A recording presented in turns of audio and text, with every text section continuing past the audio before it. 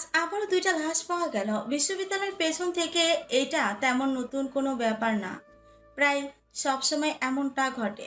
তবে অনেকদিন যাবৎ কোনো লাশ পাওয়া যায়নি, তাই পুলিশ চুপ হয়ে গিয়েছিল। এখন আবারও লাশ পাওয়া গেল।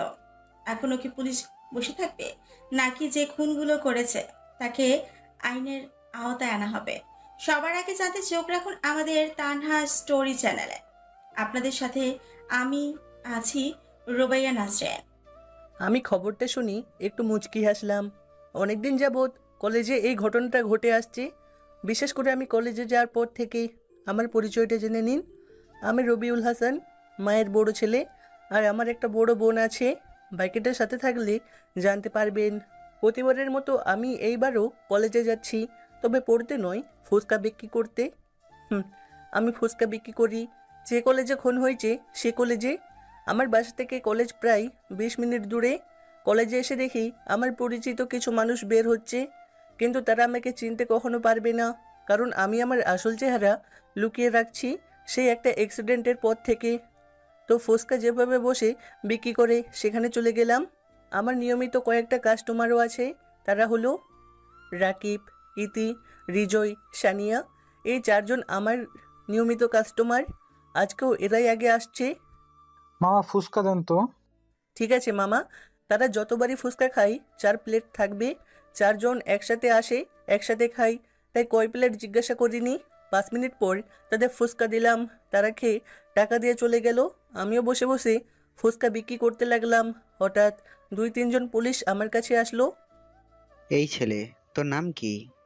ফুচকাওয়ালা বলে এমন ব্যবহার করছে, স্বাভাবিক এটা? জি স্যার, মই হলাম হাসান।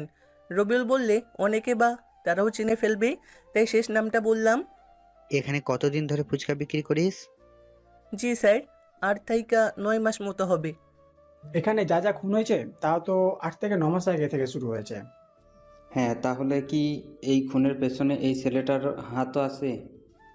আমার মনে হয় না এই ছেলেটার হাত থাকতে পারে। এই ফুচকাওয়ালার সাথে ওদের কোনো কানেকশন থাকতে পারে বলে আমি মনে করি না। হতেও পারে এটা কাকতালীয় ভাবে মিলে গেছে। তাও হতে পারে। আচ্ছা, তুই কি এখানে সন্ধ্যাবেলায়ও থাকিস? না স্যার, কলেজ যতক্ষণ খোলা থাকে ততক্ষণ থাকি, এরপর মোর ঘরে চলে যাই। আচ্ছা, তুই কি কাল এমন কাউকে দেখেছিস যাকে দেখে নতুন মনে হয়েছে? মানে আমি বলতে চাচ্ছি, কাউকে সন্দেহ হয় এমন দেখেছিস? না স্যার, এমন কাউরি তো মুই দেখি নাই। কাল কলেজে তাড়াতাড়ি ছুটি হয়েছিল, তাই মুইও তাড়াতাড়ি চলে গেছি। আচ্ছা ঠিক আছে, সন্দেহজনক কাউকে দেখলে আমাকে জানাবি। আইসা স্যার, কমুনে। আমিও নিজের মতো ফুচকা বিক্রি করতে লাগলাম। আজকে কলেজে তেমন ক্লাস হয়নি, তাই আমিও চলে আসলাম নিজের সেই ভাঙা বাসায়। রাতে কিছু কাগজ দেখলাম, দেখে পুড়িয়ে দিলাম, কারণ আমি কোনো প্রমাণ রাখি না। আবারও খবর দেখলাম, হাসলাম অনেকক্ষণ। চলুন খবরটা শুনে আসি। Breaking news. সকালে যে লাশ দুইটা পাওয়া গেছে তাদের গায়েও লেখা আছে আর কে। কে এই আর কে? জানতে চোখ রাখুন আমাদের তানহা স্টোরি চ্যানেলে। আপনাদের সাথে ছিলাম আমি, রোবাইয়া নাজরিন। এই খবরটা শুনে হাসলাম।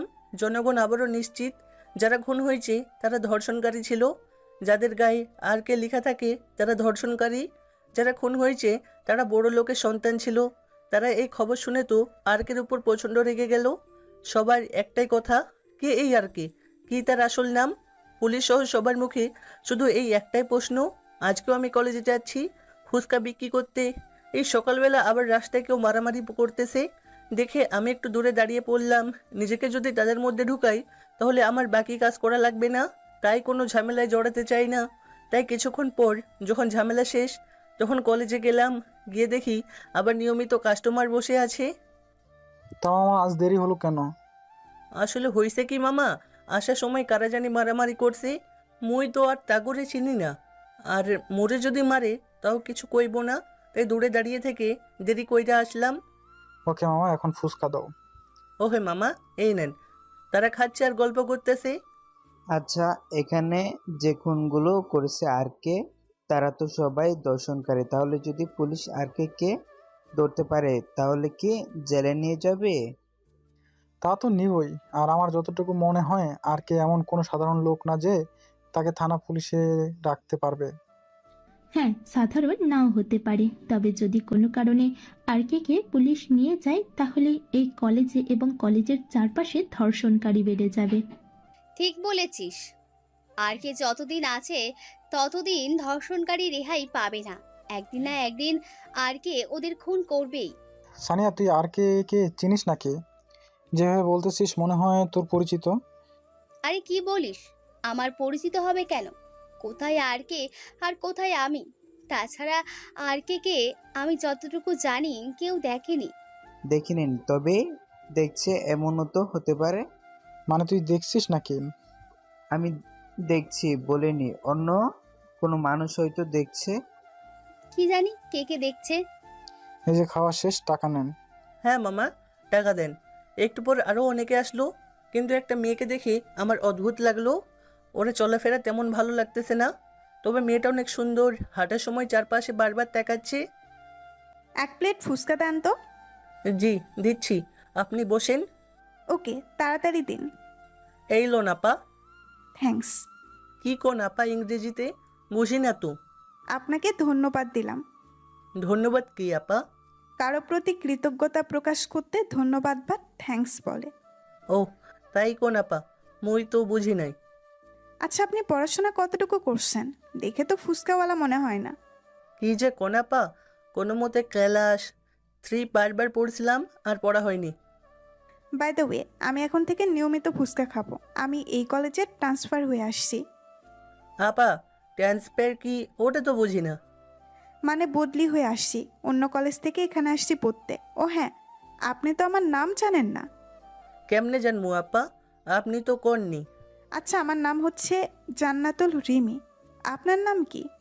আপা সবাই তো ফুচকাওয়ালা হিসেবে জানে, কেউ তো আর নাম ধরে ডাকে না। তবে নাম হলো মুর হাসান। আচ্ছা, আপনার বাবা মা নেই? আছে আপা, একটা বহিনও আছে। তাই নাকি? তা আপনার সাথে কি থাকে তারা? না আপা, ওনারা মুগো ঘরে থাকে। মই কলেজের পাশে একটা ঘর ভাড়া করছি, ওইখানে থাকি। ওহ আচ্ছা, নিন। আমি প্লেটটা নিলাম, আর রিমি 100 টাকা দিল। আমি ফেরত দিতে যখন টাকা বের করলাম, তখন সে বলল, ফেরত দিতে হবে না, বাকিটা আপনার বকশিস। আর ফুচকা অনেক মজা হয়েছে। তাহলে আপা আরেক প্লেট দিই? না না, অন্য একদিন খাবো। আমি এখন যাই। রিমি কলেজে চলে গেল। মেয়েটাকে আমার কেন জানি সন্দেহ হচ্ছে। তাই মেয়েটা যাওয়ার পর আমি আমার পুরনো নোকিয়া ফোনটা বের করলাম, একজনকে ফোন দিলাম, কিন্তু ফোন বন্ধ পাচ্ছি। ওই একজনটা ছিল আমার বন্ধু। তারপর আরও ফুচকা বিক্রি করে কলেজ শেষে বাসায় চলে আসলাম। বাসে একটু চারপাশে ঘুরে ঘুরে দেখলাম দেওয়ালের পাশ থেকে কেউ একজন সরে গেল মনে হলো, তাই দেখতে গেলাম, কিন্তু কেউ নেই। কিন্তু আমি তো জানি কেউ ছিল। কলেজের পর থেকে কেউ আমার পেছন পেছন আসছে, সেটা আমি লক্ষ্য করেছি। সে এখন আমার ভাঙাচোরা বাসায় টিভি অন করলাম, কিন্তু আসল উদ্দেশ্য টিভি দেখা নয়। কে ফলো করছে আমাকে সেটা দেখা। একটু খবর দেখলাম, তারপর টিভি অফ করলাম। ঘর থেকে বের হয়ে দেখি কেউ একজন বেরিয়ে যাচ্ছে, আমিও তার পিছু নিলাম। কিছু দূর গিয়ে চিন্তা করলাম এখনও তাকে ফলো করলে সমস্যা হবে, তাই ফলো করে ছেড়ে দিলাম। বাসায় এসে আবারও চারপাশে চোখ বুলালাম, সব ঠিকঠাক। তারপর ঘুমিয়ে পড়লাম। রাত 1টায় ঘুম ভাঙলো। মাঝরাতে শহরটা ঘুরতে আমার খুব ভালো লাগে, তাই বের হলাম। কিছু দূর যাওয়ার পর দেখি কিছু গুন্ডা টাইপের লোক গাড়ি থেকে বস্তা ভরে কী যেন ফেলে দিল, কিন্তু সে বস্তার ভিতর থেকে আহ বলে একটা আওয়াজ আসলো। লোকগুলো চলে যাওয়ার পর আমি গেলাম সে বস্তার কাছে। বস্তা খুলে দেখি একটা মেয়ে রক্তাক্ত অবস্থা, জ্ঞান আছে। আমি তাকে বললাম, কি হয়েছে আপনার? আপনার এই অবস্থা কেন? আর যারা আপনাকে ফেলে দিল তারাই বা কেরা? শুধু সে বলল, আমাকে বাঁচান। তারপর অজ্ঞান হয়ে গেল। চারপাশে তাকিয়ে দেখলাম কেউ আছে কি না, কিন্তু কেউ নাই। তাই পকেট থেকে ফোন বের করে একজনকে ফোন দিলাম। 10 মিনিটের মধ্যে 3টে গাড়ি আসলো। তার আগে আমি ওখান থেকে সরে গেলাম। ওরা আমার লোক ছিল, এখানে থাকা একজনই আমাকে চিনে, তাই আমি সরে গেছি সেখান থেকে। আমি ঘুরে বাসায় চলে আসলাম। রাতে একজন ফোন দিয়ে যা বলল তাতে মাথায় রক্ত উঠে গেল। ফোন দিয়ে বলল মেয়েটাকে ধর্ষণ করা হয়েছে। আমি তাকে বললাম, মেয়েটা সুস্থ হলে ঠিক সেই জায়গায় পাঠিয়ে দিও যেখানে তাকে ফেলে দেওয়া হয়েছিল। তারপর কলেজে গেলাম, ফুচকা বিক্রি করে আবার বাসায় চলে আসলাম। 7 দিন পর পর আমাকে মাটির 500 ফুট নিচে যেতে হয়। আজকেও যেতে হবে, তবে সেখানে ফুচকাওয়ালা হিসেবে নয়, আর কি হিসেবে। আজ একদিন হলো মেয়েটা এখনও সুস্থ হয়নি। রাত 2টা। চলে গেলাম আমার ভাঙাচোরা বাসার পিছনে গিয়ে একটা গাছের নিচে মাটি সরিয়ে একটা বাটন চাপ দিলাম। সাথে সাথে একটু দূরে মাটির নিচে একটা পথ সরে গেল। সেখানে গেলাম, মাটির নিচে গেলাম সিঁড়ি দিয়ে 5 হাত মতো নিচে গিয়ে একটা রুমে ঢুকলাম, কাপড় পরলাম মার্কেট। ওখানে একটা লিফট আছে, সেখানে যেতে হলে এই রুম থেকে বের হয়ে শ্বাস বন্ধ করে যেতে হবে, নয়তো অটো ফায়ার হবে লিফট থেকে। নিয়ম অনুযায়ী শ্বাস বন্ধ করে গেলাম লিফটের কাছে। লিফটের দরজার স্ক্যানার আমাকে স্ক্যান করার পর দরজা খুলে গেল। লিফটে উঠে তারপর শ্বাস নিলাম, তারপর লিফটের বাটন চাপ দিলাম। 3 মিনিটের মধ্যে লিফট থামলো 500 মিটার মাটির নিচে। লিফট থেকে নামার সাথে সাথে 500 প্লাস আর্মি অফিসার স্যালুট দিল আমাকে। আমার পাশে একজন ছিল, সেও আর কেউ নয়, আমার বন্ধু রাশেদ। আমার সব কথা তার সাথেই হতো। সে বলল, স্যার কালকের মেয়েটাকে দর্শন করেছে এই এলাকার এমপির ভাগিনা। কি বললি তুই? তোকে কতবার বলেছি স্যার বলবি না আমাকে? ঠিক আছে স্যার, আর বলবো না। গুড। এবার বল, এখন এমপির ভাগিনার নাম কি? ওর নাম সায়েম। খোঁজ নিয়ে আরও জানলাম সায়েম 3টে মেয়েকে দর্শন করেছে। এমপির ভাগিনা বলে প্রতিবার বেঁচে যায়, আবার চোরা কারবারির কাজও করে। ইয়াবা, ড্রাগস, হিরোইন সব কিছু তার হাতে আছে। ঠিক আছে, সাইমের ঠিকানা দে। এইটা তার ঠিকানা। ঠিক আছে, মিটিংয়ে বসি। 5 মিনিট পর সবাই কনফারেন্স রুমে আসবে। গুড। 5 মিনিট পর সবাই কনফারেন্স রুমে গেলাম। সবাই স্যালুট দিল। সবাইকে বসতে বললাম। আগে বলে দিও, এখানে 10 জন বড় বড় অফিসার আছে, কেউ সেনাবাহিনীতে, কেউ নৌবাহিনীতে, আবার কেউ বিমান বাহিনীতে। সবার নাম একই রকম। এই নামগুলো আমার দেওয়া। RH1, RH2, RH3 plus plus এগুলো নাম। রাশেদ, এদের সব বলে দিয়েছিস তো আজকে কী নিয়ে কথা হবে? সব বলা আছে। গুড। তো গাইস, আপনাদের আগে বলা হয়েছে আজকে এখানে কিসের আয়োজন। তো আমি কথা না বাড়িয়ে আসল কথায় আসি। Yes sir. গুড। সবার রিপোর্ট রেডি তো? Yes sir. রাশেদ, তুমি ফাইলগুলো নিয়ে নাও। এরাও আমার মতো 7 দিনে একবার আসে যখন আমি ডাকি। তারপর এদের ফাইল নিয়ে বাকি 7 দিন কী কী করবে বুঝিয়ে দিলাম। স্যার আমাদের খবর আছে আপনাকে কেউ মারতে চায়। আমি জানি। আর কোনো প্রশ্ন? স্যার আপনি জানার পর কেন নিজের স্টেপ নিচ্ছেন না? আপনারা হয়তো ভুলে যাচ্ছেন আমি কে। না স্যার, বলতেছি না, কিন্তু আপনার প্রতি আমাদের একটা ভালোবাসা আছে, তাই আমরা আপনার সেফটি নিয়ে কথা বললাম। আর কোনো প্রশ্ন আছে কারো? না স্যার। গুড। তাহলে এবার আসা যাক। Yes sir. চল রাশেদ। চল। তা তোর দিনকাল কেমন যাচ্ছে? এই তো ভালো। হুম। আচ্ছা, তোকে মারতে চাই জেনেও তুই এইভাবে আছিস কেন? মারতে চাই বললে কি পারবে? হিম্মত থাকতে হবে। আচ্ছা, তাও নিজের খেয়াল রাখিস। আজ আসি। ঠিক আছে, খেয়াল রাখিস। ও আপনাদের তো বলাই হয়নি, এই মাটির নিচে শহরে আসতে 10টা দরজা আছে, সবটা আমার মতো। সব দরজায় পাসওয়ার্ড আছে, আর প্রতিটা দরজা এক একটা শহরে গিয়ে খুলে। বাসায় চলে এলাম প্রায় রাত 4টা। এসে ঘুমিয়ে পড়লাম। সকালে ঘুম থেকে উঠে আবারও কলেজে গেলাম। আমার সেই 4 জন কাস্টমার বসে আছে। তা মামা কেমন আছো? মামা ভালো আছি। তোমরা কেমন আছো? হ্যাঁ মামা ভালো। এখন ফুচকা দাও। এই নাও মামা। একটু পর রিমি আসলো। দেখি ফুচকা দান তো। ফুচকা দিলাম, খাচ্ছি। হঠাৎ পুলিশ এসে আমার সামনে দাঁড়ালো। পুলিশ আসার সাথে সাথে ওরা বিল দিয়ে চলে গেল। কিরে, কি অবস্থা তোর? জি স্যার, ভালো। তা সন্দেহজনক কাউকে দেখলি নাকি? না স্যার, তেমন কাউকে তো দেখিনি, তবে একটা মেয়েকে কেমন জানি লাগে। কি, কোনো মেয়ে? একটু আগে যে এখানে ফুচকা খেলো সে মেয়েটা। ওকে, কাল তাকে দেখবো। আর কাউকে সন্দেহজনক লাগে? না স্যার। ঠিক আছে, সন্দেহজনক কাউকে দেখলে জানাবি। জি স্যার।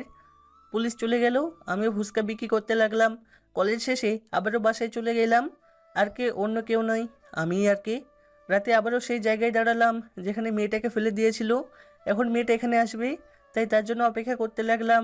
কিছুক্ষণ পর মেয়েটা আসলো। আমি একটু অন্ধকারে ছিলাম, তাই আমাকে দেখেনি, চারপাশে তাকাচ্ছে। এই যে মিস, আপনার নাম কি? আপনি কি সে যে আমাকে আসতে বলেছেন? আমি আমি কালকে আপনাকে হসপিটালে নেওয়ার ব্যবস্থা করছিলাম। তা আপনার নাম কি? আমি আরোহী। আচ্ছা, আমি আপনাকে আঘাত দিতে চাচ্ছি না, কিন্তু আমি নিজের না শুনি কোনো কিছু বলি না। তাই বলছি কি, আপনার সাথে সেই দিন কি হয়েছিল? আমি সেই দিন বান্ধবীর বাসায় গিয়েছিলাম। সেখান থেকে আসতে রাত হয়েছিল, তবে বেশি রাত না, এই ধরেন 10টা মতো। সাথে আমার ফ্রেন্ডও ছিল। আমরা হেঁটে হেঁটে আসছিলাম, হঠাৎ একটা গাড়ি আমাদের সামনে থামে। সাথে সাথেই আমার ফ্রেন্ড দৌড় দেয়, কিন্তু কিছু বুঝে ওঠার আগে তারা আমাকে ধরে ফেলে। তারপর তাদের সাথে আমাকে নিয়ে আর কিছু না বলে কাঁদতে লাগলো? এতটুকু তো, নাকি মাঝখানে আরও কিছু হয়েছে? এতটুকু। আচ্ছা, আপনার ফ্রেন্ড কি মেয়ে ছিল? সে ভালো আছে, তার কিছু হয়নি। যা হওয়ার সব আমার। আপনার সাথে অসভ্যতা কে কি করেছে? সব একজনে করেছে, এমপির ভাগিনা। এমপির ভাগিনা কি সায়েম? সায়েম। কিন্তু আপনি সামনে আসছেন না কেন? আমি সামনে আসলে আপনি ভয় পাবেন? কেন ভয় পাবো? আপনি কি ভূত না জিন যে ভয় পাবো? আচ্ছা, এখন তো আমি আপনার সাথে খারাপ কিছুও করতে পারি, আপনি ভয় পাচ্ছেন না তো? না, কারণ কিছু করার হলে আপনি সেদিনই করতে পারতেন। তখন আমি সবচেয়ে অসহায় ছিলাম, কিন্তু আপনি তো করেননি। আচ্ছা গুড, আমি একটা শর্তে আপনার সামনে আসতে পারি, যদি আপনি আমার পরিচয় গোপন রাখেন। আচ্ছা, গোপন রাখবো।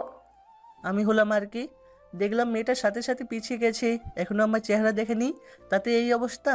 না জানি চেহারা দেখলে কি করবে। কি?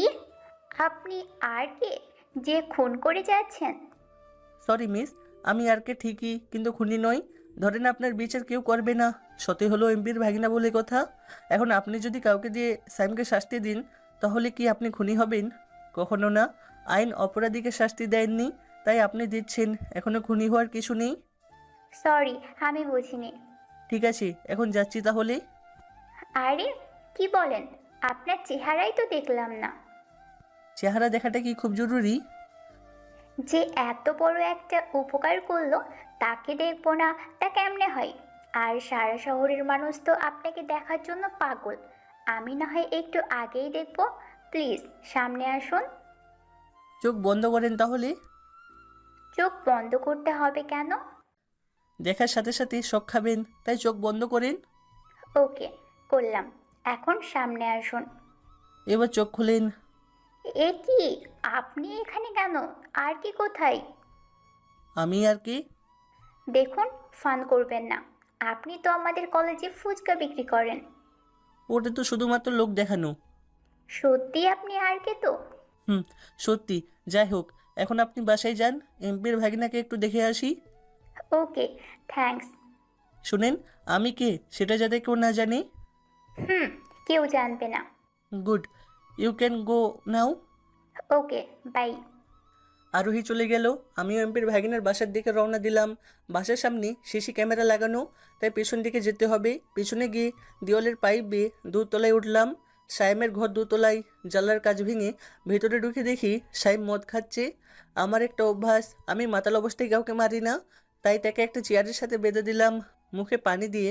কিছুক্ষণ পর যখন ঠিক হলো, দেখ ভাই, গালিগালাজ আমি পছন্দ করি না, সোজা কথা বলি, তুই ধর্ষণ করেছিস, তোকে এখন মরতে হবে। কে তুই আমাকে মারবি? হাসালি রে ভাই, হাসালি। তুই যদি জানিস আমি কে, তাহলে তোর প্যান্ট নষ্ট হয়ে যাবে, আর তুই কিনা আমাকে মারবি? আচ্ছা দেখি কার প্যান্ট নষ্ট হয়ে যায়। তুই ফুচকাওয়ালা হয়ে আমাকে মারবি? তোরই খুল, নয়তো তোকে আমি এখানে মেরে কম করে দেব। কে বললো আমি ফুচকাওয়ালা? আর কে আমি? আর কে? আর কিছু বলার আগে সাইম অজ্ঞান হয়ে গেল। আর কে নাম শুনলে বড় বড় নেতা পর্যন্ত প্যান্ট নষ্ট করে ফেলে, সেখানে সাইমের মতো পোলাপাইন মাছি মাত্র। সাইমের মুখে পানি ছাটিয়ে হুঁশ ফেরালাম। ভাই মাফ করে দেন, আমার ভুল হয়ে গেছে, আর জীবনে এমন করব না। দেখ ভাই, আমি ক্ষমা শব্দটার সাথে পরিচিত না, কালমা পড়ে নে, এখন তোকে মরতে হবে। দড়ি দিয়ে সায়ামের গলা পেঁচিয়ে ধরলাম। ব্যাটার অনেক শক্তি, কিন্তু এসব আর্কের কাছে কিছুই না। কিছুক্ষণ পর শ্বাস বন্ধ হয়ে গেল, পিঠের মধ্যে লিখে দিলাম আরকে। তারপর আবারও চলে আসলাম সে পিছন দিক দিয়ে, বাসায় এসে ঘুমিয়ে পড়লাম। একজনকে ফোন দিয়ে বলে দিলাম সাইম শেষ, গিয়ে রিপোর্ট করে আস। আমি ঘুমিয়ে গেলাম। সকালে আবারও ব্রেকিং নিউজ। এবার আর কে শিকার হলো সাইম। সে এই এলাকার এমপির ভাগিনা। প্রতিবারের মতো এবারেও লেখা ছিল সাইমের পিছে। আর কে আবারও আসছি কোনো তাজা খবর নিয়ে। আপনাদের সাথে আছি আমি, রোবেয়া নাসরিন। আমি খবর শুনে আবারও কলেজে চলে আসলাম, আবারও ফুচকা বিক্রি করতে লাগলাম। হঠাৎ দেখে রিমা আসলো। দেখি ফুচকা দেন তো। এই লন। আপনি কি সত্যিই পড়াশোনা করেননি নাকি অন্য কিছু? আমি ভেবেচেকা খেয়ে গেলাম। এই মেয়ে বলে কি, আপনি কি মনে করেন আমি পড়াশোনা করেছি? না, তা হবে কেন, শুধু আপনাকে আমার রহস্যজনক লাগে তাই বললাম। আচ্ছা, আসলে মুই তো পড়াশোনা করি নাই, ক্লাস 3-তে পড়ছিলাম, আর পড়া হয়নি। ও আচ্ছা, ঠিক আছে। কিছুক্ষণ পর পুলিশ আসলো, এসে বলল, সন্দেহজনক কি ওই মেয়েটাই? হ্যাঁ স্যার। ওকে। তারপর রিমিকে নিয়ে পুলিশ থানায় চলে গেল। যার সময় দেখলাম রিমি আমার দিকে রাগীভাবে তাকাচ্ছে। তারপর চলে গেল, আমিও ফুচকা বিক্রি করতে লাগলাম। কলেজ ছুটি হওয়ার আগে ওই মেয়েটা আসলো, কি জানি নাম, ওহ আরোহী। মামা, 1 প্লেট ফুচকা দেন তো। এই লন।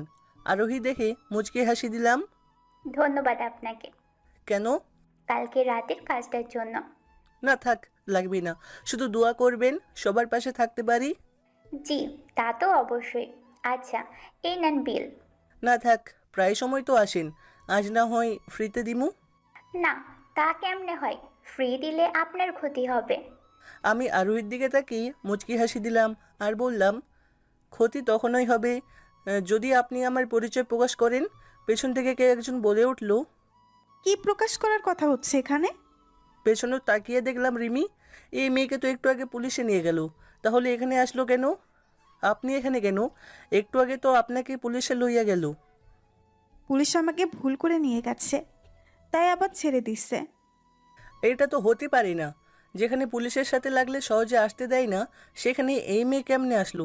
কাহিনী আছে, পরে বের করে নিব।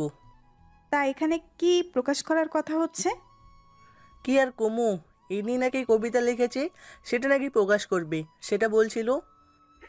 সেটাই বললাম। কে তুমি, আর তোমার নাম কি?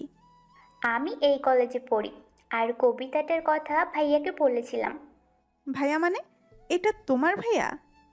আরে না, এমনিতেই ভাইয়া ডাকে, মাঝে মধ্যে কথা হয় তাই ভাইয়া বললাম। আচ্ছা, আমি আসি। আচ্ছা, আপনি পুলিশকে আমাকে কেন দেখিয়ে দিলেন? আসলে হয়েছে কি, পুলিশ কয়েকদিন ধরে আমারে কইতেছে সন্দেহজনক কাউকে দেখলে জানাইতে, তাই আমি আপনারে দেখাই দিছি। আপনারা এখানে নতুন দেখা গেছে, তাই কইলাম, কিছু মনে কইরেন না। ওকে, ঠিক আছে। সেদিনের মতো চলে আসলাম। বাসে এসে বন্ধু রাশেদকে ফোন দিছি। ফোন দিয়ে মেয়েটার ব্যাপারে খোঁজ নিতে বললাম, কারণ থানা পুলিশে পড়লে সহজে তো আসা যায় না। কিন্তু এই মেয়ে আসলো কিভাবে? কিছুক্ষণ পর রাশেদ ফোন দিল। হ্যাঁ রাশেদ, বল কি খবর? স্যার আপনি যে বাকিটা বলতে দেইনি, তুই আবার স্যার ডাকিস কেন রে? আসলে মনে থাকে না। আচ্ছা শোন, বল, কে মেয়েটা? মেয়েটা হচ্ছে এই থানার ডিসি, কলেজে পড়ার নাম করে আর কে মানে তোকে খুঁজতেছে। মাত্র 1 মাস হলো এখানে আসছে। আর হ্যাঁ, সাবধানে থাকিস, তুই আসল পরিচয় কখনো দিবি না। যদি পরিচয় ফাঁস হয়ে যায় তাহলে আমাদের অপারেশন সাকসেস হবে না, সাবধানে কিন্তু। ওকে ঠিক আছে। আমিও এমন কিছু ভাবছিলাম, নয়তো এই মেয়েটা এত তাড়াতাড়ি থানা থেকে চলে আসলো কিভাবে? আমার আসল মিশন হচ্ছে এমপির 2 ছেলেকে শেষ করা। এই যাবৎ তাদের বিরুদ্ধে 90+ ধর্ষণ মামলা, 100+, ড্রাগস মামলা 200+, বোমাবাজি 5+, মেয়ে পাচার মামলা আছে। ক্ষমতার দাপটে সব ঠান্ডা করে রেখেছে, কিন্তু এখন সব ফাইল আমার হাতে। দেখি এবার তাদেরকে বাঁচাই। আরও 27 দিন মতো সময় আছে আমার কাছে। এই সময়ের মধ্যে এই শহরটাকে পাপ মুক্ত করে দিব। রাতে ঘুমিয়ে পড়লাম। রাতে শহর ঘুরতে ভালো লাগে, তাই ঘুম থেকে উঠে বেরিয়ে গেলাম। হঠাৎ দেখলাম কিছু লোক একটা মেয়েকে ঘিরে রেখেছে। আমি দূর থেকে এসব দেখতে থাকলাম, কিন্তু আর কতক্ষণই বা দেখা যায়। যে মেয়েটা আমার দিকে ঘুরলো তাকে দেখে আমি আকাশ থেকে পড়লাম। এ তো রিমি, মানে ডিসি রিমি। কয়েকজন ঘিরে রেখেছে, সে চাইলে মারামারি করতে পারে, কিন্তু সবার সাথে পেরে উঠবে না। ওরা প্রায় 8 জন মতো আছে, তাই চিৎকার করতেছে ছেড়ে দেওয়ার জন্য, কিন্তু তারা ছাড়তেছে না। আমি আর কি দেখব, মুখে মাস্ক লাগালাম, গেলাম সামনে। আমি যখনই রাতে বের হই, সাথে আমার প্রিয় কোডটা থাকে, সাথে স্পেশাল টিমের স্পেশাল গান আর আমার প্রিয় চুড়ির সাথে মাস্ক। তো আমি মাস্ক পরে সামনে গেলাম। এই, এখানে কি হচ্ছে? সাথে সাথে সবাই আমার দিকে তাকালো। কি হচ্ছে তোকে দেখতে হবে না, যা নিজের কাজ কর গিয়ে। আমার কাজ আমি করছি, ভালো চাইলে তাকে ছেড়ে দে। তুই কে রে? তোর কথায় ছাড়তে হবে? বাঁচতে চাস তো এখান থেকে ভাগ। এ মিস রিমি, আপনি নিজের পরিচয় দিলেই তো এর আপনাকে ছেড়ে দেবে। রিমি আমার দিকে অদ্ভুত চোখে তাকালো। আপনি কিভাবে আমার নাম জানেন? যে আমাকে ধরতে আসছে তাকে চিনবো না তা কেমনে হয়? মানে? কিছু না, পরে বলবো। এই তোরা দাঁড়িয়ে কি দেখছিস? মার শালাকে, এখানে হিরোগিরি দেখাচ্ছে। তারা আমাকে মারতে আসলো। আমি রিমিকে বললাম, তুমি ওই দিকে গিয়ে দাঁড়াও। রিমি সেদিকে চলে গেল। তারপর আমি বিছিয়ে দিলাম এদেরকে। মারের তো কোনো কম নাই, যাকে যে দিক থেকে পারলাম ইচ্ছা মতো দিলাম। এদের কিন্তু বাংলা মায়ের একটাও দিইনি। সব থাইল্যান্ড 6টা দেশের আর্মিতে প্রশিক্ষণ নিচ্ছি, সে মায়ের দিছি। সবাই মাটিতে শুয়ে আছে। সবাইকে বললাম, আর যদি কখনো তোদেরকে এখানে দেখি তাহলে বুঝতে পারবি। রিমির কাছে গেলাম। তা মিস ডিসি রিমি, আপনি একা কেন? আপনার পুলিশ বাহিনী কোথায়? রিমি কিছু বলছে না, শুধু তাকিয়ে আছে আর ভাবছে এত ছদ্মবেশ ধরার পরও কিভাবে তাকে চিনল। এই মিস, কি হলো? কিছু না, কে আপনি আর আমাকে কিভাবে চেনেন? শুনবেন কে আমি? হ্যাঁ শুনবো, কে আপনি? আমি সেই যাকে ধরার জন্য আপনি কক্সবাজার থেকে ঢাকায় আসছেন। আমি সেই যাকে ধরার জন্য আপনি দিনরাত ছদ্মবেশে ঘুরছেন। আমি সেই যাকে ধরার জন্য আপনি পাগলের মতো খুঁজছেন। আমি সেই যাকে ধরতে পারলে আপনার প্রমোশন হবে। আমি আর কেউ নয়, স্বয়ং আর কে। রিমি সাথে সাথে পিছিয়ে গেল। তার একটাই ভয়, আর কি এখন তাকে ভুল বুঝবে, তাকে কি মেরে ফেলবে, নাকি আর কে তাকে ক্ষমা করে দিবে? কি হলো, গ্রেফতার করবেন না আমাকে? আমাকে ক্ষমা করে দিন, আপনি যা বলছেন সব ঠিক, কিন্তু এই কাজের জন্য আমি আসলেও আপনাকে অ্যারেস্ট করতে পারবো না, because I love you, I really love you. আর কে, আমি সেদিন থেকেই আপনাকে ভালোবাসি, যেদিন জানলাম শুধু ধর্ষণকারীদের প্রতি শাস্তি দিচ্ছেন, কোনো নির্দোষকে নয়। আমি আপনাকে সত্যিই ভালোবাসি, আমি আপনাকে বিয়ে করতে চাই। হ্যাঁ আমি জানি আমার মতো হাজারো মানুষ আপনাকে ভালোবাসে শুধুমাত্র আপনার এই মহৎ কাজের জন্য, কিন্তু দেখুন আইন তো নিজের মতো চলবে, তাই না? আপনি আত্মসমর্পণ করেন, আমি আপনার পাশে থাকব, আইনের হাত থেকে আপনাকে বাঁচাবো। আপনি যা করছেন সব ভালোর জন্যই করছেন। জনগণ আপনাকে ফুলের মালা দিয়ে বরণ করে নেবে। প্লিজ আপনি আত্মসমর্পণ করেন। এক নাগাড়ে কথাগুলো বলে চলে গেল। আমি কিছু বলছি না।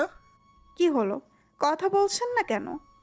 কি বলবো, আপনি তো নিজেই সব বলে যাচ্ছেন। আর হ্যাঁ, আমি জানি না আপনি আমাকে ভালোবাসেন কি না, তবে এতটুকু বলবো, যদি সত্যি ভালোবাসেন তাহলে অনেকটা সময় অপেক্ষা করতে হবে। আমার মিশন যতদিন পর্যন্ত শেষ না হবে ততদিন আপনি না দেখবেন আমার চেহারা, না পাবেন আমার ভালোবাসা।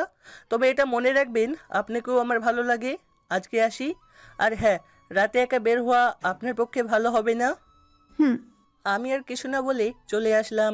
রিমিকে কলেজে যখন প্রথম দেখলাম তখন দেখে ভালো লাগে, তাই না করিনি। আমিও চলে আসলাম বাসায়। এভাবে চলে গেল প্রায় আরও 10 দিন। ও হ্যাঁ, আপনাদের আরও একটা কথা বলি। বর্তমান আমার যে চেহারা আছে সেটা আমার না, প্লাস্টিক সার্জারি করিয়েছি। আমার সামনে আর 17 দিন সময় আছে।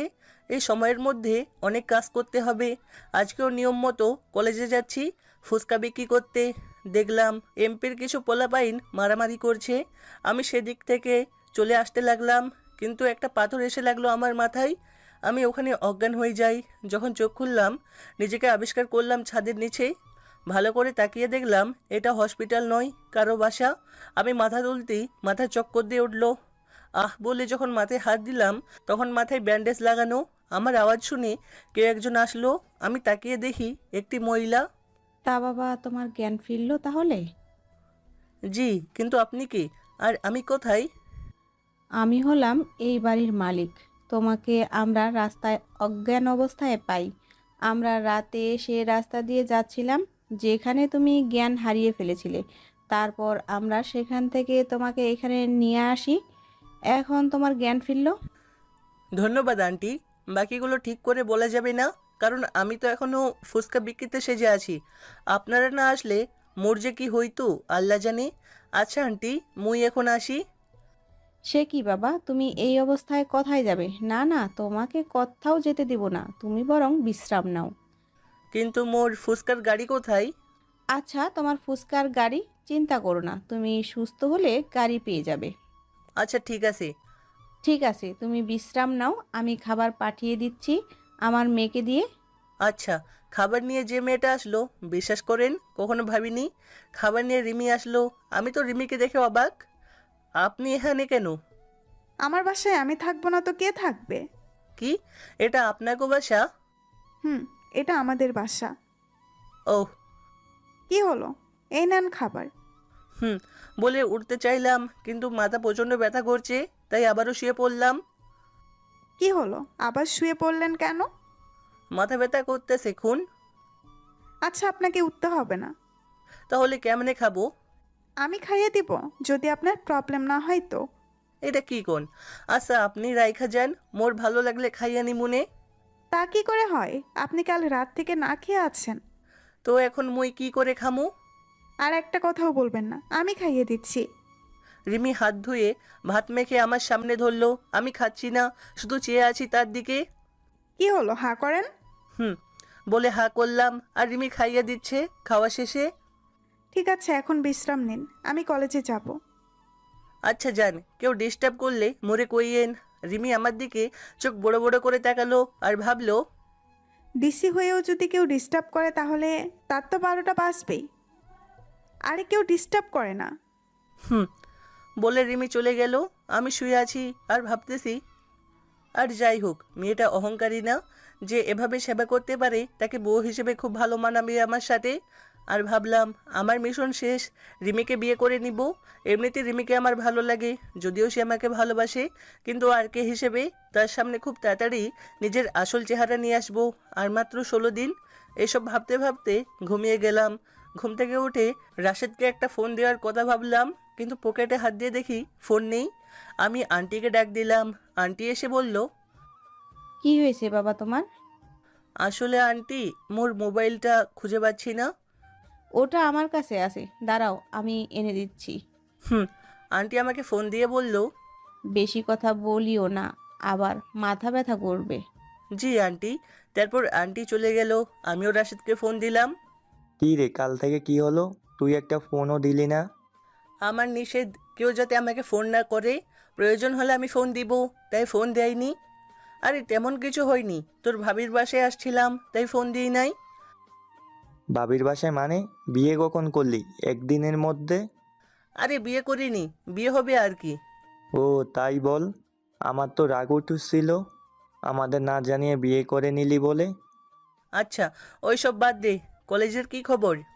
আজকে খুব বড় একটা ঘটনা ঘটতে চলেছে। কি ঘটনা? আজ রাতে কলেজের একটা মেয়েকে খুন করবে এমপির ছেলে, আর তার গায়ে লিখে দিবি আরকে, যাতে সবাই মনে করে এটাকেও তুই খুন করেছিস, আর জনসম্মুখে প্রকাশ করবে। আরকে শুধু দর্শকদের হত্যা করছে এমন নয়, নিরীহ মানুষকেও হত্যা করছে। ছেলে হত্যা করবে না এজন্য যে ছেলের গায়ে যদি আরকে লেখা থাকে, তাহলে সবাই তাকে দর্শক হিসেবে চিনবে, তাই মেয়ে হত্যা করবে। তুই কিভাবে জানলি এই ব্যাপারগুলা? তুই জানিস না আমি আরকের কি হই? জানি, কিন্তু তুই কি আবারও নিচে গিয়েছিলি, মাটির 500 ফুট নিচে, যেখান থেকে আমাদের সব কাজ পরিচালনা করা হয়? না, ফোন দিয়েছিলাম অফিসার RH7কে, সে জানালো। ও আচ্ছা, আমার হয়ে যারা কাজ করে তারা সবাই বড় বড় অফিসার, কোনো বেআইনি কাজ করি না। অফিসার RH7 সবার ফোন কল রেকর্ড করে, সেখানে বিশেষ নজরদারি করার জন্য একজন রাখা হয়েছে, সে হচ্ছে R2H। সে এমপি 14 গোষ্ঠীর ফোন ট্যাগ করে, আর তাদের ফোনে কি কথা হয় তা শুনে সেখানে থেকে রাশেদকে এই কথাটি জানতে পারলো। ঠিক আছে, তাহলে আজ রাতে আমি সেখানে যাব, দেখি কে আমার নাম অন্যের গায়ে লিখে। আর শোন, আমার পোশাকটা নিয়ে আই, বর্তমান যেখানে আছি, মানে তোর ভাবির বাসায়, খুব সাবধানে আসবি কিন্তু। আর আসার সময় আমার সব হাতিয়ার নিয়ে আসবি, মনে রাখিস তোর ভাবি কিন্তু ডিসি। কি, তুই সামান্য একটা ডিসিকে নিয়ে এত কথা বলছিস? আরে কি বলিস, ওটা কোনো ব্যাপার না, আমি কলেজে প্রথম দেখাতে তাকে ভালোবেসে ফেলেছি। ওকে, তোর ইচ্ছে। এখন রাখছি। হঠাৎ আন্টি আমার রুমে আসলো। তোমাকে না বলছিলাম বেশি কথা না বলতে? এই তো আন্টি, মাত্র 5 মিনিট কইলাম। তোমার নাম কি? মোর নাম হাসান, সবই এটা কইয়া ডাকে। তুমি কি মনে করেছো তুমি ফোনে কথা বলার সময় আমি শুনি নাই? কি শুনছেন? তুমি শুদ্ধ করে কথা বলতে পারো, তাও গ্রামের কথা কেন বলো? যাক, তাহলে বেশি কিছু শুনেনি। গ্রামের ভাষায় ভালো লাগে তাই বলি। আর আমি ফুসকাওয়ালা, ভালো করে কথা বললে অনেকে অনেক রকম মনে করবে তাই বলি। শুধু কি এটা নাকি আরো অনেক ব্যাপার আছে? ঠিক বুঝলাম না, কি বলতে চাইছেন আপনি? কলেজের প্রথম দেখায় কাকে ভালোবেসেছো, তাও আবার ডিসি? এটাও শুনে নিলেন তাহলে? বলো কে মেয়েটা? যদি রিমি হয় তাহলে ভুলে যাও, কারণ রিমি শুধু আর কে ভালোবাসে, অন্য কাউকে সে বিয়ে করতে পারবে না। শুধু ভালোবাসে এমন কিন্তু নয়, প্রায় একটা বছর সে আর কে ভালোবাসে। তুমি যদি তাকে ভালোবেসে থাকো তাহলে ভুলে যাও বাবা। এই বলে আন্টি বেরিয়ে গেল। তবে যাওয়ার আগে আন্টির চোখে পানি দেখলাম। এইদিকে আমি খুশি, কারণ কেউ আমায় একটা বছর ধরে ভালোবেসে আসছে। শুয়ে শুয়ে দুপুর পর্যন্ত কাটিয়ে দিলাম। দুপুরের খাবার নিয়ে আসলো আন্টি। আন্টি, আপনার সাথে কথা আছে। বলো কি কথা? আন্টি, আপনি আমাকে ভুল বুঝবেন না। আর আমি যতটুকু জানি রিমি তো এখনো পড়াশোনা করে, তাহলে ডিসি হবে কেমনে? আন্টি অবাক হয়ে আমার দিকে তাকালো। এখন যে ছদ্মবেশ ধরে আছে সেটা আন্টির মনে ছিল না। আরে এমনি বললাম, তোমার জন্য খাবার আনছি, খেয়ে নাও। আচ্ছা, খেয়ে নিব। একটা অনুরোধ আছে আপনার কাছে। কি অনুরোধ? আমি যে ভালোভাবে কথা বলতে পারি সেটা আপনি ছাড়া যাতে কেউ আর না জানে। ঠিক আছে, জানবে না। আর হ্যাঁ, সকালে ফোন কি বলছো আর আমি কি বলছি এসব তুমি ভুলে যাও। ঠিক আছে আন্টি। আর হ্যাঁ আন্টি, আমি এখন চলে যাব। তোমার কি মাথা খারাপ হয়েছে? চলে যাবে মানে কি? এখনো তুমি অসুস্থ। এটা তেমন কিছু না আন্টি। আমি কি তোমাকে যেতে বলেছি? বলেছি যাবে না তো যাবে না, ব্যাস। আচ্ছা, রাগ করতে হবে না। ওকে, যাব না। এই তো ভালো ছেলে, এবার খেয়ে নাও। আন্টি চলে গেল, আমিও খেয়ে নিলাম। তার কিছুক্ষণ পর রিমি কলেজ থেকে আসলো। আমি খেয়ে আবার শুয়ে পড়লাম। রিমি আমি যে রুমে শুয়ে আছি সে রুমে আসলো। তা এখন কেমন লাগছে আপনার? জি ভালো, আগের থেকে। ওকে, আপনি বিশ্রাম নেন, আমার একটু কাজ আছে। আপনি আমার কাজ কইরেন। হুম। রিমিকে যত দেখি তত ভালো লাগে। বিকেল টাইমে করে আমি রাশেদকে ফোন দিলাম। বল। কি করিস? কিছু না, কম্পিউটার থেকে কলেজের ম্যাপটা ভালো করে দেখছিলাম। এটাও তো কাজ, কিছু না বললি কেন? আরে এটা আর তেমন কি কাজ? আচ্ছা শোন, আজ কলেজে যে মেয়েটাকে খুন করার কথা বলেছে সে মেয়েটা কে, কোথায় থাকে, এসব কিছু জানিস? না, তেমন কিছু তো জানি না, তবে এতটুক জানি মেয়েটার সাথে খারাপ কিছু হয়েছে। ও, ওটা একটু জানা যায় কিনা দেখ। মেয়েটা কে? অনেকটাই করছি কিন্তু পারি নাই। আচ্ছা ঠিক আছে, খুনটা কখন করবি সেটা জানিস? আজ রাত 3টার পরে। ওকে, রেডি থাকিস, তুইও যাবি আমার সাথে। ওকে। ফোনটা কেটে দিয়ে অপেক্ষা করতে থাকলাম রাতের জন্য। এমনকি সব প্রিপারেশন নিয়ে নিচ্ছি। শুধু রাশেদ আসবে, স্পেশাল পোশাক পরবো, এতটুকু। আর রাশেদ আসার সময় বাইক তো আনবেই। এখন রাত 10টা। হঠাৎ একজনের ফোন আসলো। আমি নাম্বার দেখে অবাক। ইনি আবার অসময় বিরক্ত করে কেন? এমনিতেই আছি চিন্তায়, তার উপর ইনি আবার ফোন দিছে। রিসিভ করলাম। আসসালামু আলাইকুম ম্যাম। আসসালামু আলাইকুম, কেমন আছেন রবিউল হাসান? জি আলহামদুলিল্লাহ, ভালো আছি ম্যাম। আপনি? আলহামদুলিল্লাহ ভালো। তা আপনার কাজ কতটুকু হলো? ম্যাম, আমার কাজ প্রায় শেষ, অল্প আর একটু বাকি। গুড, কাজ তাড়াতাড়ি শেষ করেন, আর মাত্র 15 দিন আছে। এই সময়ের মধ্যে আবর্জনা সব পরিষ্কার দেখতে চাই। জি ম্যাম, ইনশাল্লাহ। এই সময়ের মধ্যে আবর্জনা রাখার জায়গাও রাখবো না। আমি জানি আপনি পারবেন। ইনশাল্লাহ, দোয়া করবেন ম্যাম। দোয়া আছে আপনার প্রতি, নিজের খেয়াল রাখবেন। রাখলাম। ইয়াস ম্যাম। আসসালামু আলাইকুম। যে ফোন দিছে সে আর কেউ না, স্বয়ং সিএম। তিনি আমাকে স্পেশাল টিমের হেড বানিয়েছে এই সমাজ থেকে নোংরা আবর্জনাগুলো পরিষ্কার করার জন্য। আমাকে কারো অনুমতি ছাড়া এনকাউন্টার করার পাওয়ার দেওয়া হয়েছে। আমার কাজ নিয়ে শুধু মাত্র সিএমই জিজ্ঞাসা করতে পারেন, আর কারো কাছে বলতে আমি বাধ্য নই। ফোন কেটে দিল। ঘড়িতে তাকিয়ে দেখি 11টা বাজে প্রায়। রাশেদের ফোন আসলো। নিচে তাকিয়ে দেখি সে দাঁড়িয়ে আছে। তাই আমি বের হতে যাব, ঠিক তখনই মনে হলো দরজা দিয়ে গেলে কেউ দেখে ফেলবে, জানলা দিয়ে যেতে হবে। দরজার পাশে গিয়ে ভালো করে দেখলাম কেউ আছে কি না, কিন্তু কেউ নেই, সবাই ঘুমাচ্ছে। সবাই বলতে এখানে রিমি আর রিমির আম্মু ছাড়া কেউ নেই। রিমি একমাত্র মেয়ে, রিমির বাবা মারা গেছে প্রায় 5 বছর আগে। তারপরে আমি জানলার কাছে আসলাম, নিচে তাকিয়ে দেখলাম রাশেদ ছাড়া আর কেউ আছে কি না। সেখানে রাশেদ ছাড়া কেউ নেই। 2 তলার উপর থেকে জানলা দিয়ে লাফ দিলাম। এটা আবার তেমন কোনো ব্যাপারই না। আমার স্পেশাল টিমের প্রতিটি সদস্যের কাছে সবার প্রায় 6টা দেশের ট্রেনিং প্রাপ্ত। আমাদের লাফানোর দম 20 তলা থেকেও লাফাতে হয়েছে। এভাবে লাফাতে লাফাতে আর ভয় করে না কিছুকে। লাফ দিয়ে নেমে রাশেদের কাছে গেলাম। ঠিক আছিস তো? এটা আবার নতুন কি? পেছনে তাকালাম, হঠাৎ জানলার পাশ থেকে কেউ একজন নড়ে গেল। মনে হলো, তেমন গুরুত্ব দেইনি, বিড়ালও হতে পারে। রাশেদকে নিয়ে বাইক নিয়ে চলে গেলাম কলেজের কাছে। আমরা দুজনেই পোশাক পরে নিছি। আমাদের স্পেশাল পোশাক আমি পরেছি, রাশেদেরটা রাশেদ। কলেজে গিয়ে বাইকটা কলেজের গাড়ি রাখার রুমে ঢুকিয়ে রাখলাম। তারপর কলেজের পেছনে চলে গেলাম। কলেজের পিছনে আমি আর রাশেদ ছাড়া আর কেউ নেই। 2টা বাজলে রেডি হয়ে যাবি।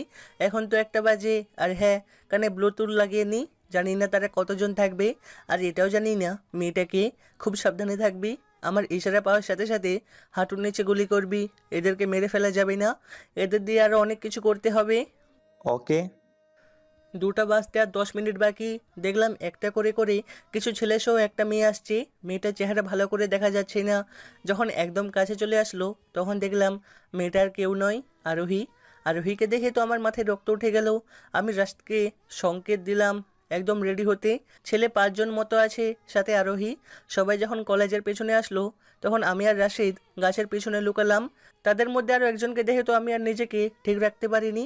সে আর কেউ নয়, আরেকটা ধর্ষক, যাকে 2 মাস যাবৎ খুঁজতেছি। এভাবে পাবো ভাবিনি। তাদের কথা শুনে যতটুকু বুঝলাম, তারা আরোহীকে মেরে তার গায়ে আরকে লিখে দিবে। তারপর সব বদনাম আরকের হবে।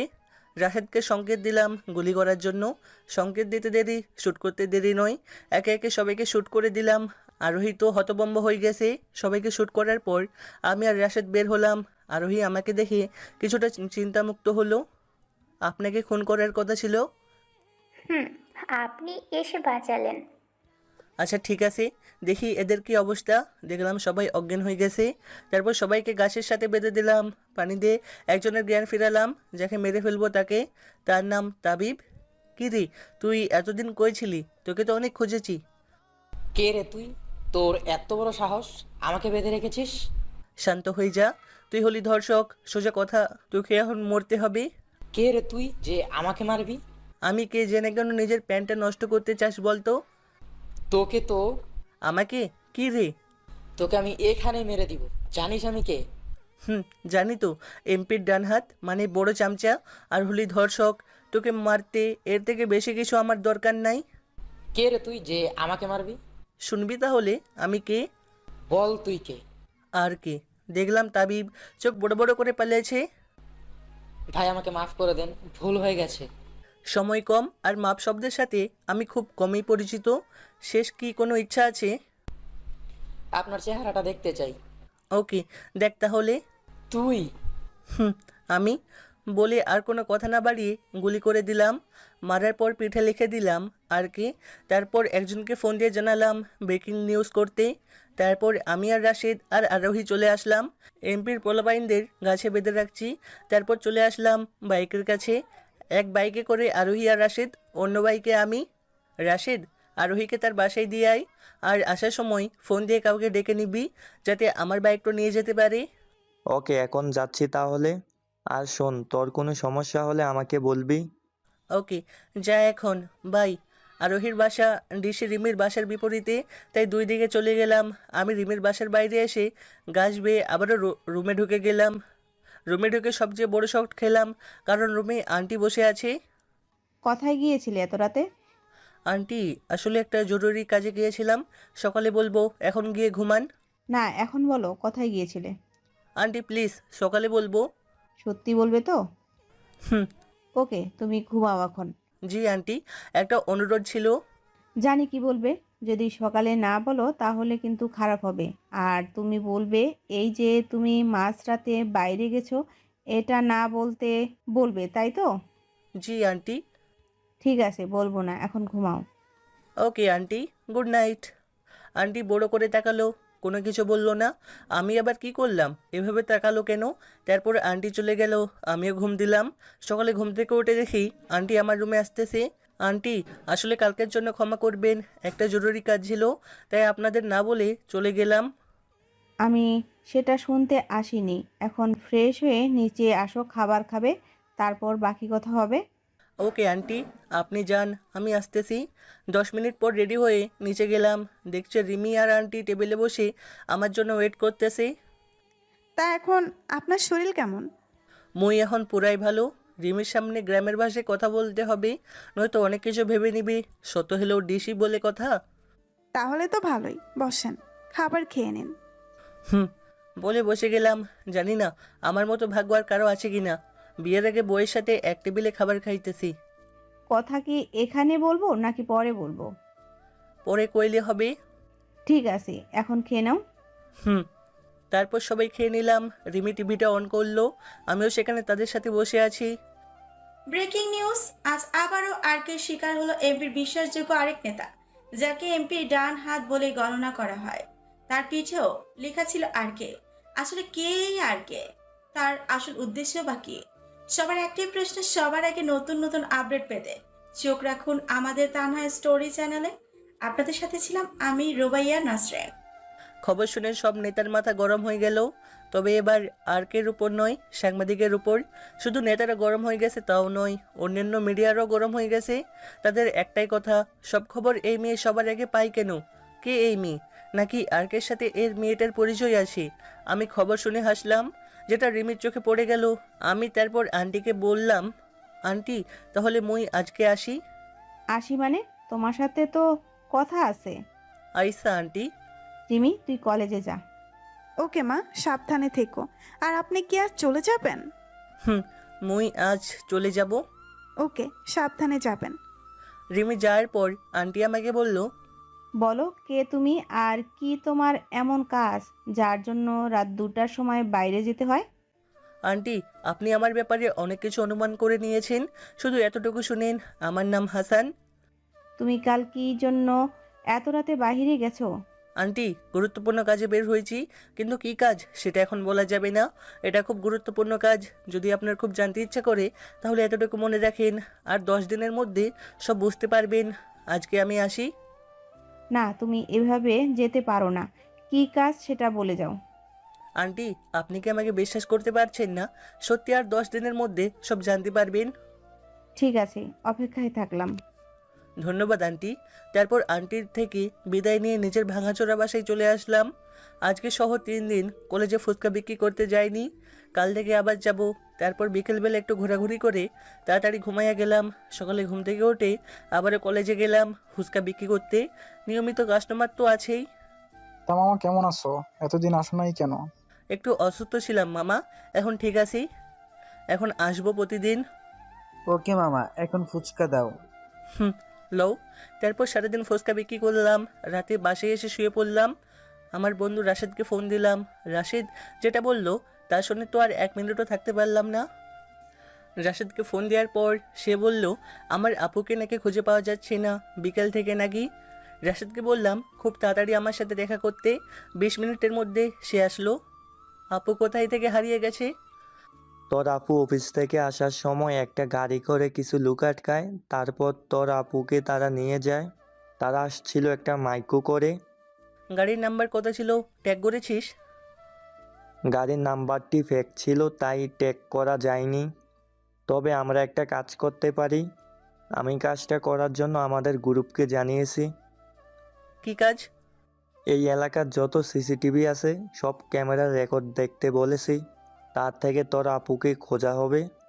গুড। আরেকটা কাজ কর, তাদেরকে বলে দি আপুকে যেদিকে নিয়ে যাওয়া হয়েছে সে ক্যামেরার রেকর্ড দেখতে, আর আমাদের জানাতে বল, তাড়াতাড়ি কর। তুই এত চিন্তা করিস না, আপুকে ঠিকই খুঁজে বের করব, আপুর কিছু হবে না। দোয়া কর যাতে আপুর কিছু না হয়। চল। কোথায়? আপুকে খুঁজতে হবে তো। তাই তো বলছি চল। এইমাত্র RS6 জানিয়েছে তোর আপুকে যে গাড়ি করে নিয়ে যাওয়া হয়েছে সেই গাড়িটি শেষবার এমপির পুরাতন বাড়িতে দেখা গেছে। আমাদের টিম তাদের সব ক্যামেরা হ্যাক করে নিয়েছে, এখন তোর আপু ওখানে আছে। তো আর দেরি কেন, তাড়াতাড়ি চল। দাঁড়া, সব ঠিক করে নেই। ওহ, মনেই ছিল না। তারপর রাশেদার আমি পুরো রেডি হয়ে নিলাম, গান, ছুরি প্লাস সব রেডি করে নিয়ে নিলাম। তারপর রওনা দিলাম এমপির পুরাতন বাড়িতে। বাড়িতে ঢোকার আগে টিমকে ফোন দিলাম। আসসালামু আলাইকুম স্যার, আপনার আপু এখন বাড়িটার ডান পাশের রুমে আছে, অজ্ঞান হয়ে আছে। ঠিক আছে, তোমরা একটা কাজ করো, ক্যামেরায় যাতে আমাদের না দেখা যায় সে ব্যবস্থা করো। স্যার ক্যামেরা কি অফ করে দিব? না না, কি করছো? ক্যামেরা অফ করলে তারা বুঝতে পারবে। একটাই কাজ করো, আমরা আসার আগে যে ফুটেজটা হয়েছে সেটা আবারও চালাও, যাতে তারা বুঝতে না পারে, পরিস্থিতি যাতে স্বাভাবিক মনে হয়। সব হয়ে গেছে, এখন আপনি ভেতরে যেতে পারেন। ওকে রাশিদ, চল ভিতরে যাই। চল। ভিতরে ঢুকে আপুকে যেখানে বেঁধে রেখেছি সেখানে যেতে লাগলাম। হঠাৎ কেউ সামনে আছে মনে হলো, তাই লুকিয়ে পড়লাম। কিছুক্ষণ পর আবারও সামনে গেলাম, দেখলাম আপুকে চেয়ারে বেঁধে অজ্ঞান হয়ে আসে। রাশিদ, তুই এখানে দাঁড়া, ভিতরে তুই যাইস না, বন্দুক ঠিক করে রাখ, কেউ আমার দিকে আসলে তাকে শ্যুট করে দিবি। ওকে, তুই এখন যা, সাবধানে যাবি, আমিও তোর সাথে আছি। আমি রাশেদের দিকে মুচকি হেসে তাকালাম। ছোটবেলার একটাই কথা মনে পড়ে গেল। একদিন আমি স্কুলে যাচ্ছিলাম, তখন হয়তো ক্লাস 5 কিংবা 6-এ। একটা ছেলে এসে আমার পেছন থেকে কিল মেরে চলে গেল। কে সেটা আমি দেখিনি, যে মেরেছে তার পেছনে রাশেদ ছিল। আমি তো কিল খেয়ে বসে পড়েছি, একটু বেশি জোরে লেগেছিল। 5 মিনিট পর শুনলাম আমার ক্লাসের একজন মার খেয়ে বেহুশ হয়ে গেছে। কে মেরেছে সেটাও কেউ জানে না। সেদিন রাশেদের সাথে আমার এর কথা হয়নি, বাসায় চলে আসলাম। পরের দিন স্কুলে গিয়ে রাশেদকে বললাম, কালকে মারামারির সময় তুই কোথায় ছিলি? এই তো আমি এখানেই ছিলাম সবার সাথে। এখানে কোথায়? কালকে একজন আমাকে পেছন থেকে খুব জোরে মেরে চলে গেল, কে সেটাও জানলাম না। যে মেরেছে সে তো মার খেলো। মানে তুই কিভাবে জানিস আমাকে কে মেরেছে আর কে বা মার খেলো? স্কুল ছুটির পর বলবো। ওকে, এখন ক্লাস কর। তারপর ক্লাস শেষ করে যখন বের হয়ে গেলাম তখন, রাশিদ এবার বল কে আমাকে মেরেছে? সাকিব। তুই কিভাবে জানলি? আর সাকিবকে তো কালকেও মেরেছে। কে আবার মারবে আমি ছাড়া? মানে তুই মেরেছিস? কিন্তু কেন?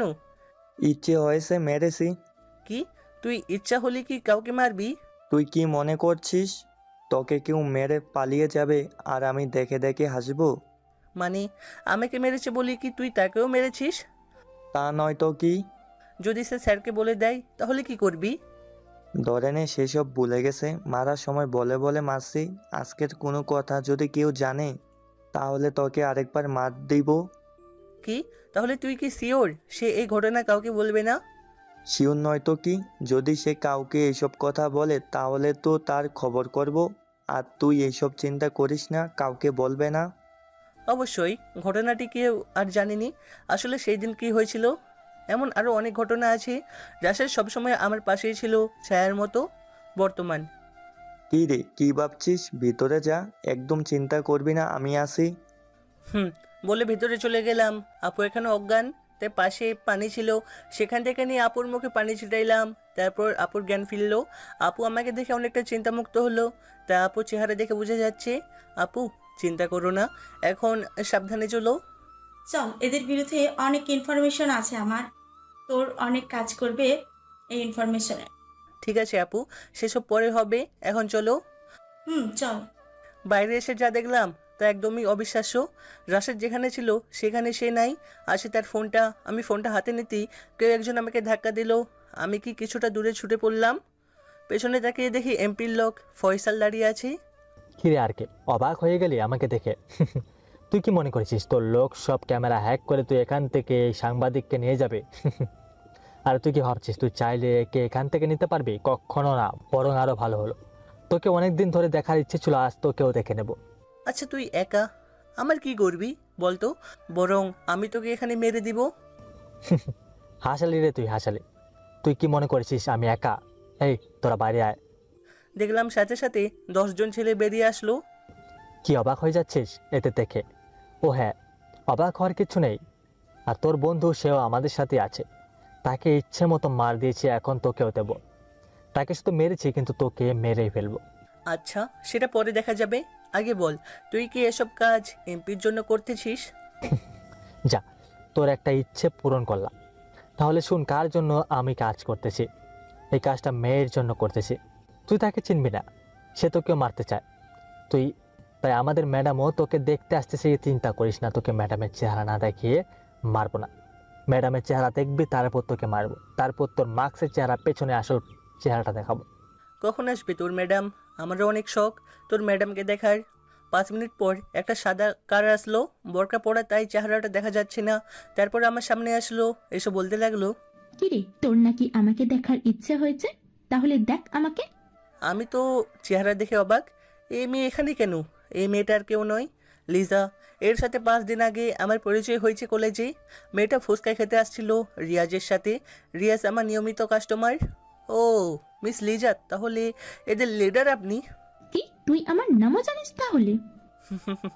জানবো না কেন মিস লিজা, আপনাকে আমি একসময় সম্মান করতাম, কিন্তু আজকে আপনাকে এদের সাথে দেখে যতটা সম্মান করতাম তার থেকে 1000 গুণ ঘৃণা করতে হচ্ছে। সম্মান করতি মানে? কোথায় সম্মান করতি? আমাদের তো আজই প্রথম দেখা। তাহলে? না, আমাদের আগেও দেখা হয়েছে, কিন্তু সেটা অন্যভাবে। আপনার সাথে আমারও কথা হয়েছে, কিন্তু আপনি আমাকে চিনতে পারবেন না। যাই হোক, আপনি এই সাংবাদিককে কেন ধরে এনেছেন? এর কাছে আমাদের অনেক গোপন তথ্য আছে। টাকাও দিছিলাম তাকে, তথ্যগুলো আমাদের দিয়ে দেয়, কিন্তু দেয়নি, তাই ধরে আনলাম। এখন মেরে ফেলবো একে, সাথে তোকেও। আপনি কি মনে করেছেন আপনি বললেন, চাইলেন, তাই আমি হাত পকেটে ঢুকিয়ে বসে থাকবো? ঠিক আছে, তাহলে দেখি তুই একা 10 জনের সাথে কি করতে পারিস। এই মারোকে। বলতে দেরি, তারা আমাকে মারতে আসতে দেরি করেনি। আমি আপুকে বললাম, আপু তুমি একটু ওই দিকে যাও, এদের একটু থেরাপি দিই। আপু সেদিকে যেতে যাচ্ছে না, তো জোর করে সেদিকে পাঠিয়ে দিলাম। তারপর সবাই আমাকে মারতে আসলো, আমিও তাদের সাথে মারামারি করতে লাগলাম। হঠাৎ লিজা আমার আপুকে মারতে গেল। আমি আর কিছু করতে না পেরে কোমর থেকে গুলি বের করে লিজার পায়ে গুলি করে দিলাম। বাকি সবাইকেও ইচ্ছা মতো দিলাম। তারপর ফয়সালের কাছে গেলাম, লিজার ফয়সালকে বেঁধে দিলাম চেয়ারে। তারপর ফয়সালকে বললাম, বল রাশেদ কোথায়, তাকে কোথায় নিয়ে গেছিস? না বলবো না, মেরে ফেললেও বলবো না। ওকে, তাহলে মোর। বলে পায়ে একটা গুলি করলাম, সাথে সাথে বলে দিল রাশেদ পেছনের ঘরে আছে। আমিও তাদেরকে সেখানে রেখে আমি আর আপু রাশেদের কাছে গেলাম। দেখলাম রাশেদকে বেঁধে রেখেছে। আমি তাকে খুলে নিয়ে বললাম, চল হসপিটালে যাই। পরে যাব। না, এখন চল, তোকে অনেক মেরেছে। এই মার কিছু হবে না, তারা সাধারণ পাবলিককে মারার মতো মেরেছে। তাহলে চল, একজন অভিনেত্রীর সাথে পরিচয় করাবো তোকে। ওই তুই আপুকে বাঁচাতে এসেছিস, অভিনেত্রীর সাথে দেখা করতে নয়? এই তো আপু, চল, যারা আপুকে কিডন্যাপ করেছে তাদের দেখবি। চল। গিয়ে দেখালাম ফয়সালের পা থেকে অনেক রক্ত পড়তেছে। তার বাকি পোলাপান তো আগেই পালাইছে। এদের এখন কি করবি? কি আর করবে, মেরে দিবি, নয়তো আবার ঝামেলা করতে পারে। ও, আপনাদের তো বলাই হয়নি, সাংবাদিক রোবায়ার নাসরিন আর কেউ নয়, আমার আপু। যে কোনো মিশন শেষ করে আমি ফোনগুলো আপুকেই দিতাম। আচ্ছা দাঁড়া, আমি আমাদের টিমকে ফোন দিয়ে দেখি এদের বিরুদ্ধে কোনো মামলা আছে কি না। ওকে, ছবি পাঠিয়ে দি। ওকে। তারপর রাশেদ, লিজা আর ফয়সালের ছবি তুলে পাঠিয়ে দিল। আমাদের টিমের হেড হচ্ছি আমি, আর আমার পরের অবস্থান রাশেদ। আমার অবর্তমানে রাশেদ সব দায়িত্ব পালন করে। রাশেদ টিমকে ফোন দিল। স্যার, আপনি যে ছবিগুলো দিয়েছেন তারা মোস্ট ওয়ান্টেড। কি বলছেন এইসব, আপনি কি শিওর? ইয়েস স্যার, তারা মাফিয়াদের হয়ে কাজ করে। 3টা দেশ তাদের খুঁজতেছে। নারী পাচার থেকে শুরু করে ড্রাগস পাচার সহ সব অবৈধ কাজে এরা 2 জনে যুক্ত আছে। আর কোনো কিছু? ইয়েস স্যার, যারা এদেরকে ধরতে পারবে, মৃত বা জীবিত, তাদের সরকার থেকে সম্মানিত করা হবে। ওকে, ফোন রাখছি। Yes sir. তারপর রাশেদ সব ঘটনা আমাকে বলল। আমি শুধু তাকিয়ে আছি লিজার দিকে। একটা মেয়ে কেমনে এসব কাজের সাথে জড়াতে পারে? মেয়ে হয়ে কিভাবে মেয়ে পাচার করতে পারে? কি ভাবছিস, এদের কি মেরে দিব? না, তুই একটা কাজ কর, আপুকে নিয়ে বের হয়ে যা, আমি এদের দেখছি। ওকে। কি তুই আমাকে নিয়ে যেতে বলছিস? আমি তোর সাথেই যাব। আপু, তুমি রাশেদের সাথে যাও, আমি আসছি। আপু চলেন। রাশেদ আমার বেস্ট ফ্রেন্ড, ছোট থেকে আমার সাথে রাশেদের ভালো বন্ধুত্ব। আমাদের বাসে যাওয়া আসা একদম ফ্রি। রাশেদ আপুকে বড় বোনের মতো দেখে, আপুও তাকে ছোট ভাইয়ের মতো দেখে। ওকে চল। আর শোন, তুই 10 মিনিটের মধ্যেই আসবি, আমি বাইরে অপেক্ষা করব। ঠিক আছে, এখন যাও। তারপর আপু আর রাশেদ চলে গেল। আমি লিজার ফয়সালের কাছে গেলাম। মিস লিজা, আমি তো আপনাকে ভালো মনে করতাম, কিন্তু আপনার মাঝে যে এত জঘন্যতা থাকবে সেটা আমার কল্পনাই ছিল না। কি বলতে চাস তুই? আমি কি বলতে চাচ্ছি সেটা আপনি ভালো করে বুঝতে পারছেন? কিভাবে পারেন একটা মেয়ে হয়ে আরেকটা মেয়েকে পাচার করতে? আর ফয়সাল, তোকে তো আমি শুধু এমপির চামচা মনে করতাম, কিন্তু তুইও মোস্ট ওয়ান্টেড কেমনে হলি? দেখ, তুই অনেক কিছু জানিস, ভালো হবে তোর যদি আমাদের ছেড়ে দিস। তো যত টাকা লাগে আমি দেবো, তাও আমাদের ছেড়ে দে। তোদের কি মনে হয় আর্কের ঘুষ নিয়ে তোদের ছেড়ে দিবে? দাঁড়া 5 মিনিট, তোদের সাথে বোঝাপড়া হবে। তারপর আমি ফোন দিলাম RH2-কে। Yes sir. তোমরা কি শিওর যে এরা মাফিয়াদের সাথে কাজ করে? জি স্যার। তাহলে এরা প্রকাশ্যে এতদিন কিভাবে ঘুরছে বাইরে, যদি তারা ওয়ান্টেড হয়? স্যার, এরা দুইজনই প্লাস্টিক সার্জারি করেছে যাতে চিনতে না পারে, তাই বাইরে ঘুরছিল। তাহলে আপনি কি করে বুঝলেন এরাই তারা? স্যার, রাশেদ স্যার ছবি দেওয়ার পর আমরা ডাটাবেস চেক করছিলাম, হঠাৎ করে তাদের চোখের প্রিন্ট মিলে যায়, তাই তাদের শনাক্ত করতে অসুবিধা হয়নি। তাদের পুরো রেকর্ড আমাদের কাছে আছে। Okay, good job. Thank you sir. তারপর ফোন কেটে দিলাম। মিস লিজা, আপনাকে কিছু প্রশ্ন করব, যদি সঠিক উত্তর দেন তাহলে কষ্ট না দিয়ে বিদায় দিব, আর যদি না দেন তাহলে কষ্ট পেতে হবে। দেখ আর কে, তুই আমাদের ছেড়ে দে, যত টাকা লাগে দেবো, তাও ছেড়ে দে। আর কে যদি চিনতে তাহলে আমার কলিজার বোনকে কিডন্যাপ করতি না? চল কিছু প্রশ্ন করব, উত্তর দিবি, নয়তো খারাপ হবে। এমনিতেই আপু বাইরে 8 মিনিট ধরে দাঁড়িয়ে আছে। বল, তোদের মাফিয়া টিমের কয়জন সদস্য, আর তোদের এই এলাকায় কোথায় গ্যাং আছে? তাহলে তুই এটাও জানিস আমাদের গ্যাং আছে? আর কে, তুই আমাদের হয়ে কাজ কর, শুধু টাকা আর টাকা পাবি। আর তুই যা করিস মনে হয় না টাকা পয়সা পাস। চল আমাদের সাথে হাত মিলা, শুধু টাকা আর টাকা পাবি। আমাদের সাথে হাত মিলা। এই পৃথিবীতে এখন টাকা ছাড়া কিছুই পাবে না, না পাবে ভালোবাসা, না পাবে সম্মান, আর না পাবে ভালো কিছু করার সুযোগ। মনে মনে ভাবলাম এদের মারলে তো কিছু বলবে না, বরং এদের সাথে একটা চাল চালি। যদি তোদের সাথে হাত মিলাই তাহলে কি আমাকে তোদের কালো ব্যবসার 30% শেয়ার দিবি? কি বলিস, আমরা দুজন মিলে প্রায় 40%। যা, তোকে আমাদের থেকে 10% দেবো। তোরা দুইজন মানে 40% মানে বাকি 60% কোথায় তাহলে? বাকি 60% এমপির। ওহ, তাই তো বলি, এমপি তো উড়ো কেন? বল 10% দেবো, রাজি কিনা? তাহলে কি 60% পুরো এমপি নাই, গ্যাংকে দেয় না? হ্যাঁ, গ্যাংকে 5% করে দেয়। কতজন আছে গ্যাংয়ে আমি সহ হলে? এই ধর তুই সহ 30+ হবে। যদি আমি তোদের সাথে হাত মিলাই তাহলে আমাকে তোরা কোথায় রাখবি? তোদের গ্যাংয়ের সাথে নাকি? হ্যাঁ, অনেক সুবিধা পাবি ওখানে। তো আপনাদের গ্যাং কোথায়, মানে আমি যোগ দিলে কোথায় থাকবো আমরা? আমাদের পুরো গ্যাং তো চিটাগং, ওখানে থাকবি। চিটাগাং এর কোথায়? চিটাগং এই জায়গায়। চল এবার আমাদের বাঁধন খোল আর আমাদের সাথে চল। হ্যাঁ চল, আমাদের হয়ে কাজ করবে আজ থেকে। তোদের কি মনে হয় কালো টাকা দিয়ে আমাকে কিনতে পারবে? দেখ, যদি আমি তোদের মারতাম তাহলে তোরা সত্যিটা বলতি না, তোরা কখনো বলতি না তোদের পেছনে গিয়ে আসে, তাই তোদের মুখ থেকে সত্যিটা বের করার জন্য চাল চলেছি। এখন তোরা মরার জন্য প্রস্তুত হ। লেজার ফয়সাল একে অপরের দিকে চোখ বড় বড় করে তাকালো। তারা হয়তো ভাবছে আমি তাদের সাথে হাত মিলাবো। তুই আমাদের ধোকা দিলি তাহলে? আমি কখন ধোকা দিলাম? তুই তো একটু আগেই আমাদের সাথে কাজ করার জন্য রাজি হয়েছিলে। আমি কি একবারও বলেছি আমি রাজি? তা বলিসনি, তাই বলে? দেখ, এত কথা শুনতে চাই না, তোদের এখন মরতে হবে। শেষ ইচ্ছা থাকলে বল। শেষ ইচ্ছে তেমন কিছু নাই, শুধু তোকে একবার দেখবো। আর লিজা, আপনার কি ইচ্ছা? আমিও তোকে একবার দেখব, আর কোনো ইচ্ছা নেই। ঠিক আছে, আমাকে দেখার যখন এতই শখ তাহলে দেখ আমাকে, বলে মুখ থেকে মাস্ক সরিয়ে নিলাম। তুই? হ্যাঁ আমি। কেন অবাক হচ্ছিস? অবাক হওয়ার কিছু নেই, নে এবার মরার জন্য প্রস্তুত হয়ে যা। তুই তাহলে আর কে? ফুসকা বলা সে যে আমাদের ফলো করছিলে? আমি। তারপর তাদের দুইজনকে মাথায় গুলি করে দিলাম। ফয়সাল তো 1 মিনিটের মধ্যে মারা গেছে, কিন্তু লিজা তার অনেক রক্ত যাচ্ছে, তাও 5 মিনিট পর সে মারা গেল। কোথায় আছে? আপনি কাউকে কষ্ট দিলে আপনাকেও একই রকম কষ্ট পেতে হবে যেটা লিজার সাথে ঘটেছে। তারপর তাদের মেরে বাইরে চলে আসলাম। বাইরে আসার পর আপুর প্রশ্ন তো শুরুই। তুই বলেছিলি 10 মিনিটের মধ্যে আসবি, এখন কয় মিনিট হয়েছে? আমি ঘড়িতে তাকিয়ে দেখলাম 20 মিনিট হয়েছে। 20 মিনিট হলো মাত্র। 20 মিনিট হলো তাও মাত্র বলছিস? আসলে আপু আমাকে খুব ভালোবাসে, তাই 10 মিনিট দেরি হওয়াতে আপু রেগে গেছে। আপু, এটা আর কি বলো, তাদের তো উপরে পাঠিয়ে আসতে হবে, তাই না? কি, ওদের মেরে ফেলেছিস? মেরে দিছি। কি করি এটা তুই? তাদের না মারলে কি হতো না? না আপু, এদের না মারলে হতো না, কারণ এরা মোস্ট ওয়ান্টেড আসামি। দুইজনই প্লাস্টিক সার্জারি করে পুলিশ থেকে নিজের চেহারা লুকিয়ে রেখেছে। কি? তুই কিভাবে জানলি? গোপন সূত্রে জেনেছি। আমার যে একটা টিম আছে সেটা আপু জানে না, শুধু এতটুকু জানি আমি ফুচকা বিক্রি করি।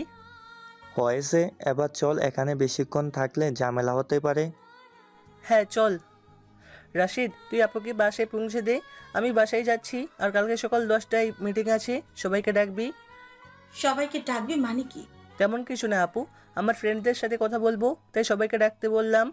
ও, আপু কিন্তু আমার কথাটা বিশ্বাস করেনি, তা আমি খুব ভালো করেই বুঝতে পারছি। ওকে রাশিদ, যা তাহলে। আর আপু সাবধানে যাবে, বাসায় পৌঁছে আমাকে ফোন দেবে। Okay bye. তারপর চলে আসলাম বাসায়, এসে একটা ঘুম দিলাম। পরের দিন চলে গেলাম সেই গভীর মাটির নিচে। মিটিংয়ে সবাই এসে গেছে, তাই মিটিং শুরু করলাম। সবাই কেমন আছেন? ভালো স্যার, আপনি কেমন আছেন? ভালো। যাই হোক, আজকে যে জন্য আমরা এখানে আসলাম সে আলোচনা শুরু করি। Yes sir. আপনারা জানেন আমাদের নির্দিষ্ট সময় প্রায় শেষের দিকে, আর মাত্র 5 দিন সময় আছে। এই সময়ে আমাদের কাজ অনেক করতে হবে। Yes sir.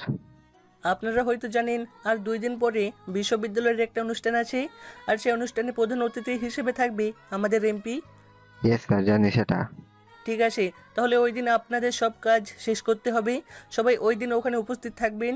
Yes sir. ঠিক আছে, আমি আপনাদের সবাইকে বুঝিয়ে দিচ্ছি কে কোন দিকে থাকবেন। Okay sir. আমাদের প্রথম কাজ হবে সবাই বুলেট প্রুফ জ্যাকেট গায়ে দেওয়া, কারণ ওখানে অনেক ঝামেলা হতে পারে। ওকে স্যার, তারপর কি করব? তারপর আর এইজ 1 আপনি থাকবেন এমপির সামনে করে ডান পাশে, সাথে বাম পাশে থাকবেন আর এইজ 2। Yes sir. আর এইজ 3 আর এইজ 4 থাকবেন সামনের বিল্ডিংয়ে।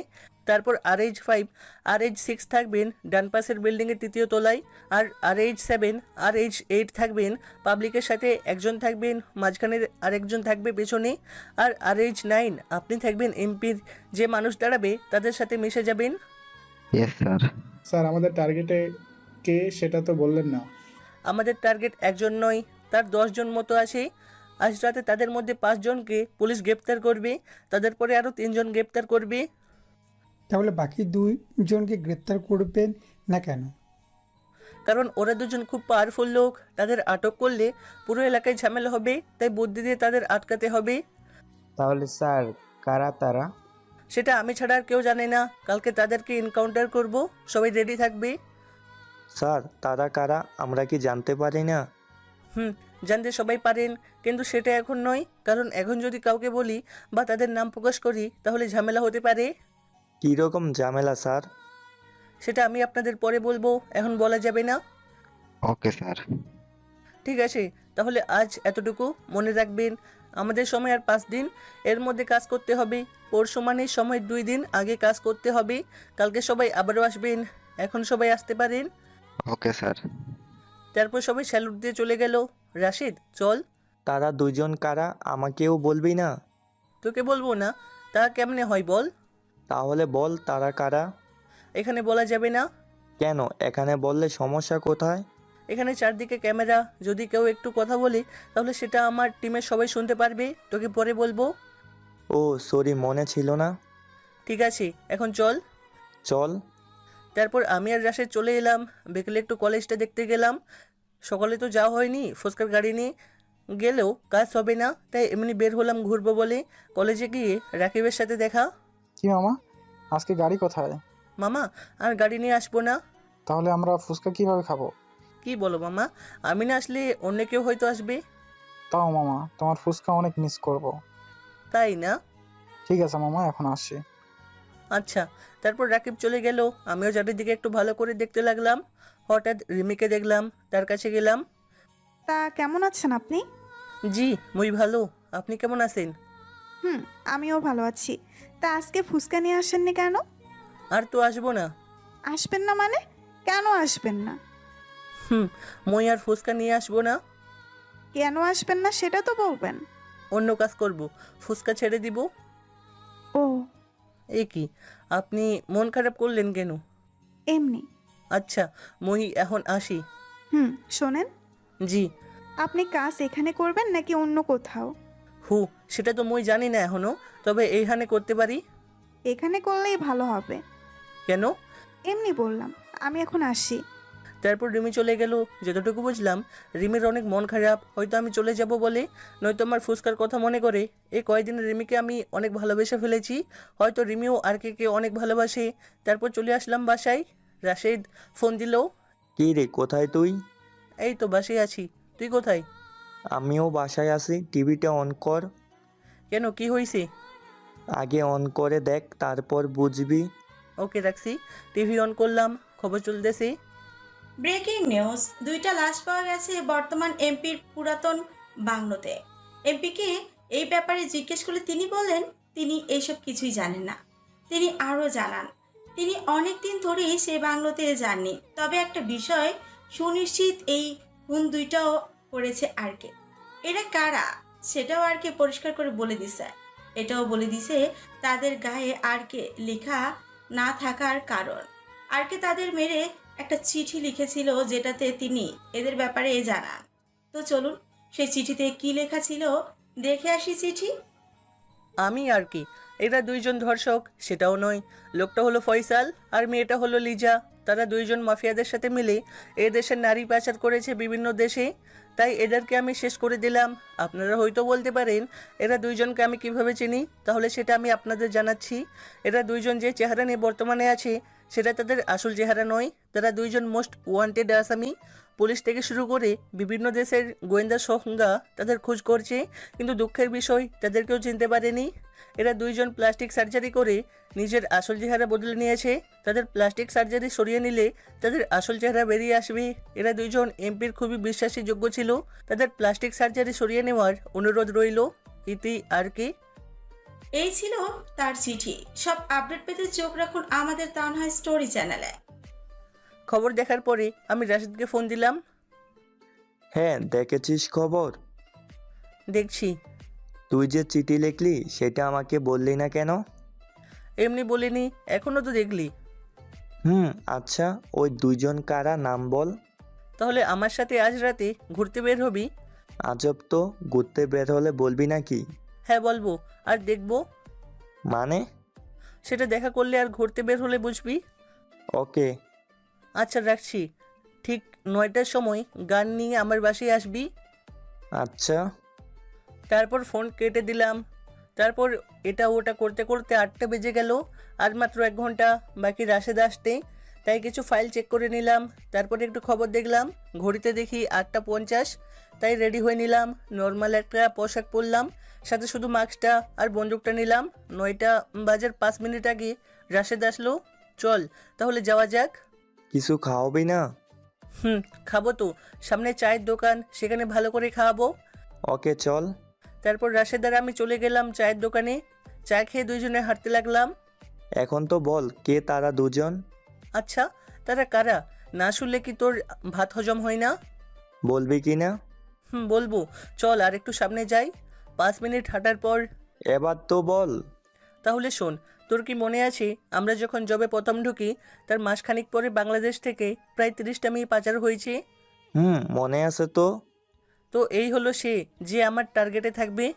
এরা তো 2জন। আর তোর কি মনে আছে এমপির নির্বাচন হওয়ার মাসখানেক আগে একটা গাড়ি বিস্ফোরণ হয়েছিল, যে ওটা? হ্যাঁ মনে আছে। আর সে হচ্ছে দ্বিতীয় ব্যক্তি। গাড়িটা এমনিতে বিস্ফোরণ হয়নি, ওটাতে টাইম বোম লাগানো হয়েছিল। কারা সে জানোয়ারগুলো যারা নিরীহ মানুষকে এভাবে মেরেছে? এটাই হলো এমপির আরেকটা হলো ব্যবসায়ী রায়হান ইকবাল। কি? ভোট পাওয়ার জন্য এমপি গাড়িতে বোমা লাগিয়েছিল আর বলেছিল তার কিছু সহকর্মী সে গাড়িতে ছিল, বিপরীত দল তাদের অ্যাক্সিডেন্ট করিয়েছে। আসলে ওই গাড়িতে এমপির লোক ছিল না, কারণ বোমা লাগানোর পর তারা গাড়ি থেকে নেমে যায়। তারপর গাড়ি বিস্ফোরণ হয়। আর মেয়ে পাচার করেছিল Faisal plus MP plus Liza, Raihan Iqbal. সবাই মিলে জড়িত আছে প্রতিটি বড় বড় অপরাধের পেছনে। চল আর একটু সামনে যাই। হ্যাঁ চল। শোন, অনুষ্ঠানে তুই আমার সাথে থাকবি। আমি যখন বলবো তুই আপুর কাছে চলে যাবি। কেন, আপু কি ওখানে যাবে নাকি? আপুকে তারা সন্দেহ করেছে, তাই আপুর সেফটে তোকে থাকতে হবে, কারণ আমি থাকবো এমপির সামনের মানুষের সাথে। তাদের কথা শেষ হলে আমি এমপিকে শ্যুট করব। আর মনে রাখবি ওখানে রিমিও থাকবে, কিন্তু তার সাথে বন্দুক থাকতে পারে। ওকে। আরও 10 মিনিট হেঁটে একটা বড় বিল্ডিংয়ের সামনে আসলাম। এই কোথায় নিয়ে এলি আমাকে? এত নির্জন কেন এই বিল্ডিং? তোর কি মনে হয় এখানে কোনো মানুষ নেই? দেখে তো তাই মনে হচ্ছে। তোকে বন্দুক আনতে বলেছিলাম, আনছিস? হ্যাঁ, কিন্তু কেন? তাহলে শোন, এই যে বিল্ডিংটা তুই নির্জন বলছিস, সেখানে এখন প্রায় 20 জন মেয়ে আটকে আছে। আর এটা হলো রায়হান ইকবালের গোপন বাড়ি। আর আমরা এখন এটাকে মিশন চালাবো। কি? তুই তো জানিস এখানে বিপদ হতে পারে। আমাদের টিম মেম্বারদের আনা উচিত ছিল। দাঁড়া, আমি ফোন দিয়ে তাদের আসতে বলতেছি। তার দরকার নেই, আমরা 2 জন মিশনে সাকসেস করতে পারবো। শিউর তো তুই? হ্যাঁ, শোন, তুই যাবি পেছনের দরজা দিয়ে, আমি সামনে থাকবো। আর ভিতরে 5 জন লোক আছে, বাকিগুলো 17+ বছরের মেয়ে। আমাদের টার্গেট থাকবে ওই 5 জন লোক। ওকে। ওকে, তাহলে পেছনে যা, আমি সামনের দিয়ে যাচ্ছি। আমার অনুমতি না পাওয়া পর্যন্ত তুই ফায়ার করবি না। নে, মাস্ক পরে নে। Start now. Yes sir. Go now. Okay sir. তারপর রাশেদ পেছন দিকে চলে গেল। আমিও মাস্ক পরে সামনের দরজায় দাঁড়ালাম। রাশেদকে ফোন দিলাম। রেডি তো? Yes sir. ওকে, আমি ঢুকতেছি, তুইও ঢুকবি। সামনে কেউ আসলে গুলি করে দিবি। Yes sir. ওকে, তারপর ভিতরে ঢুকে গেলাম। পেছন দিয়েও রাশেদ ঢুকলো। ভিতরে একটা মেয়ে আমাকে দেখে ফেললো। কিছু বলার আগে আমি তাকে ইশারায় চুপ করিয়ে নিলাম। তারপর সামনে গিয়ে একজনকে দেখলাম, সাথে সাথে লুকিয়ে বললাম। সে একটু কাছে আসতেই পেছন দিয়ে তার মুখ চেপে ধরলাম আর ঘাড় ভেঙে দিলাম। সে সাথে সাথে মারা গেল। আর ওই দিকে রাশেদ ভিতরে ঢুকে সামনে আসলো। আমি আর সে সামনাসামনি হয়ে গেছি। আমি তাকে ইশারায় বললাম সামনে বাম পাশে যেতে। সে সাথে সাথে আমার দিকে গুলি চালালো। আরে কি ভাবতেছেন, গুলি আমাকে করেছে? আরে না, আমার পিছনে আর একটা লোক ছিল যাকে আমি খেয়াল করিনি। সে যখন আমাকে হামলা করতে আসে, রাশেদ তখন থেকে গুলি করে। সে সাথে সাথে মাটিতে পড়ে যায়। আমি ইশারায় বললাম গুড জব। আমি আবারও ইশারায় বললাম সামনে যেতে। সে সামনে যাচ্ছে আর আমিও। ভিতরে আর 3 জন আছে। আপনাদের বলেই দিই, আমাদের বন্দুকের কোনো সাউন্ড হয় না, সাইলেন্সার লাগানো নেই। বর্তমান আমাদের হাতে যে বন্দুকগুলো আছে সেগুলো নতুন তৈরি করা হয়েছে। রাশিয়া থেকে বাংলাদেশে মাত্র 15টা এই বন্দুক আনা হয়েছে। তার মধ্যে 10টা আমার কাছে, 3টা সিএমের কাছে, একটা বড় এক ব্যবসায়ীর কাছে, আর একটা আগের একজন মেজরের কাছে। আমি রাশিদকে ইশারায় বললাম ভিতরে আরও 3 জন আছে। সাথে সাথে আমি রাশিদকে ইশারা করলাম লুকিয়ে যেতে, কারণ ভিতর থেকে আরেকজন বেরিয়ে আসছে। লোকটা এসে চারপাশ দেখতে লাগলো। সামনে যেতে যেতে ঘাড় ভাঙছিলাম। সে তার কাছে গেল। তাকে মারা দেখে যখন এই বন্দুক বের করতে যাবে, আমি সাথে সাথে শুট করে দিলাম। সেও শেষ। আর 2 জন। আমি রাশেদকে ইশারা করলাম এখন আমরা ভিতরে ঢুকবো। ওকে। ওকে, তারপর আমি আর রাশেদ ভিতরে আস্তে করে ঢুকে গেলাম। সাথে সাথে একজন আমাদের দেখে ফেললো, সাথে মেয়েগুলাও। আমি তাদের ইশারা করলাম চুপ থাকতে, তারা চুপ হয়ে গেল। সে আমাদের দেখে ফেলেছে, আমিও তাকে শ্যুট করে দিলাম। বাকি একজন বিপরীত দিকে তাকিয়েছিল।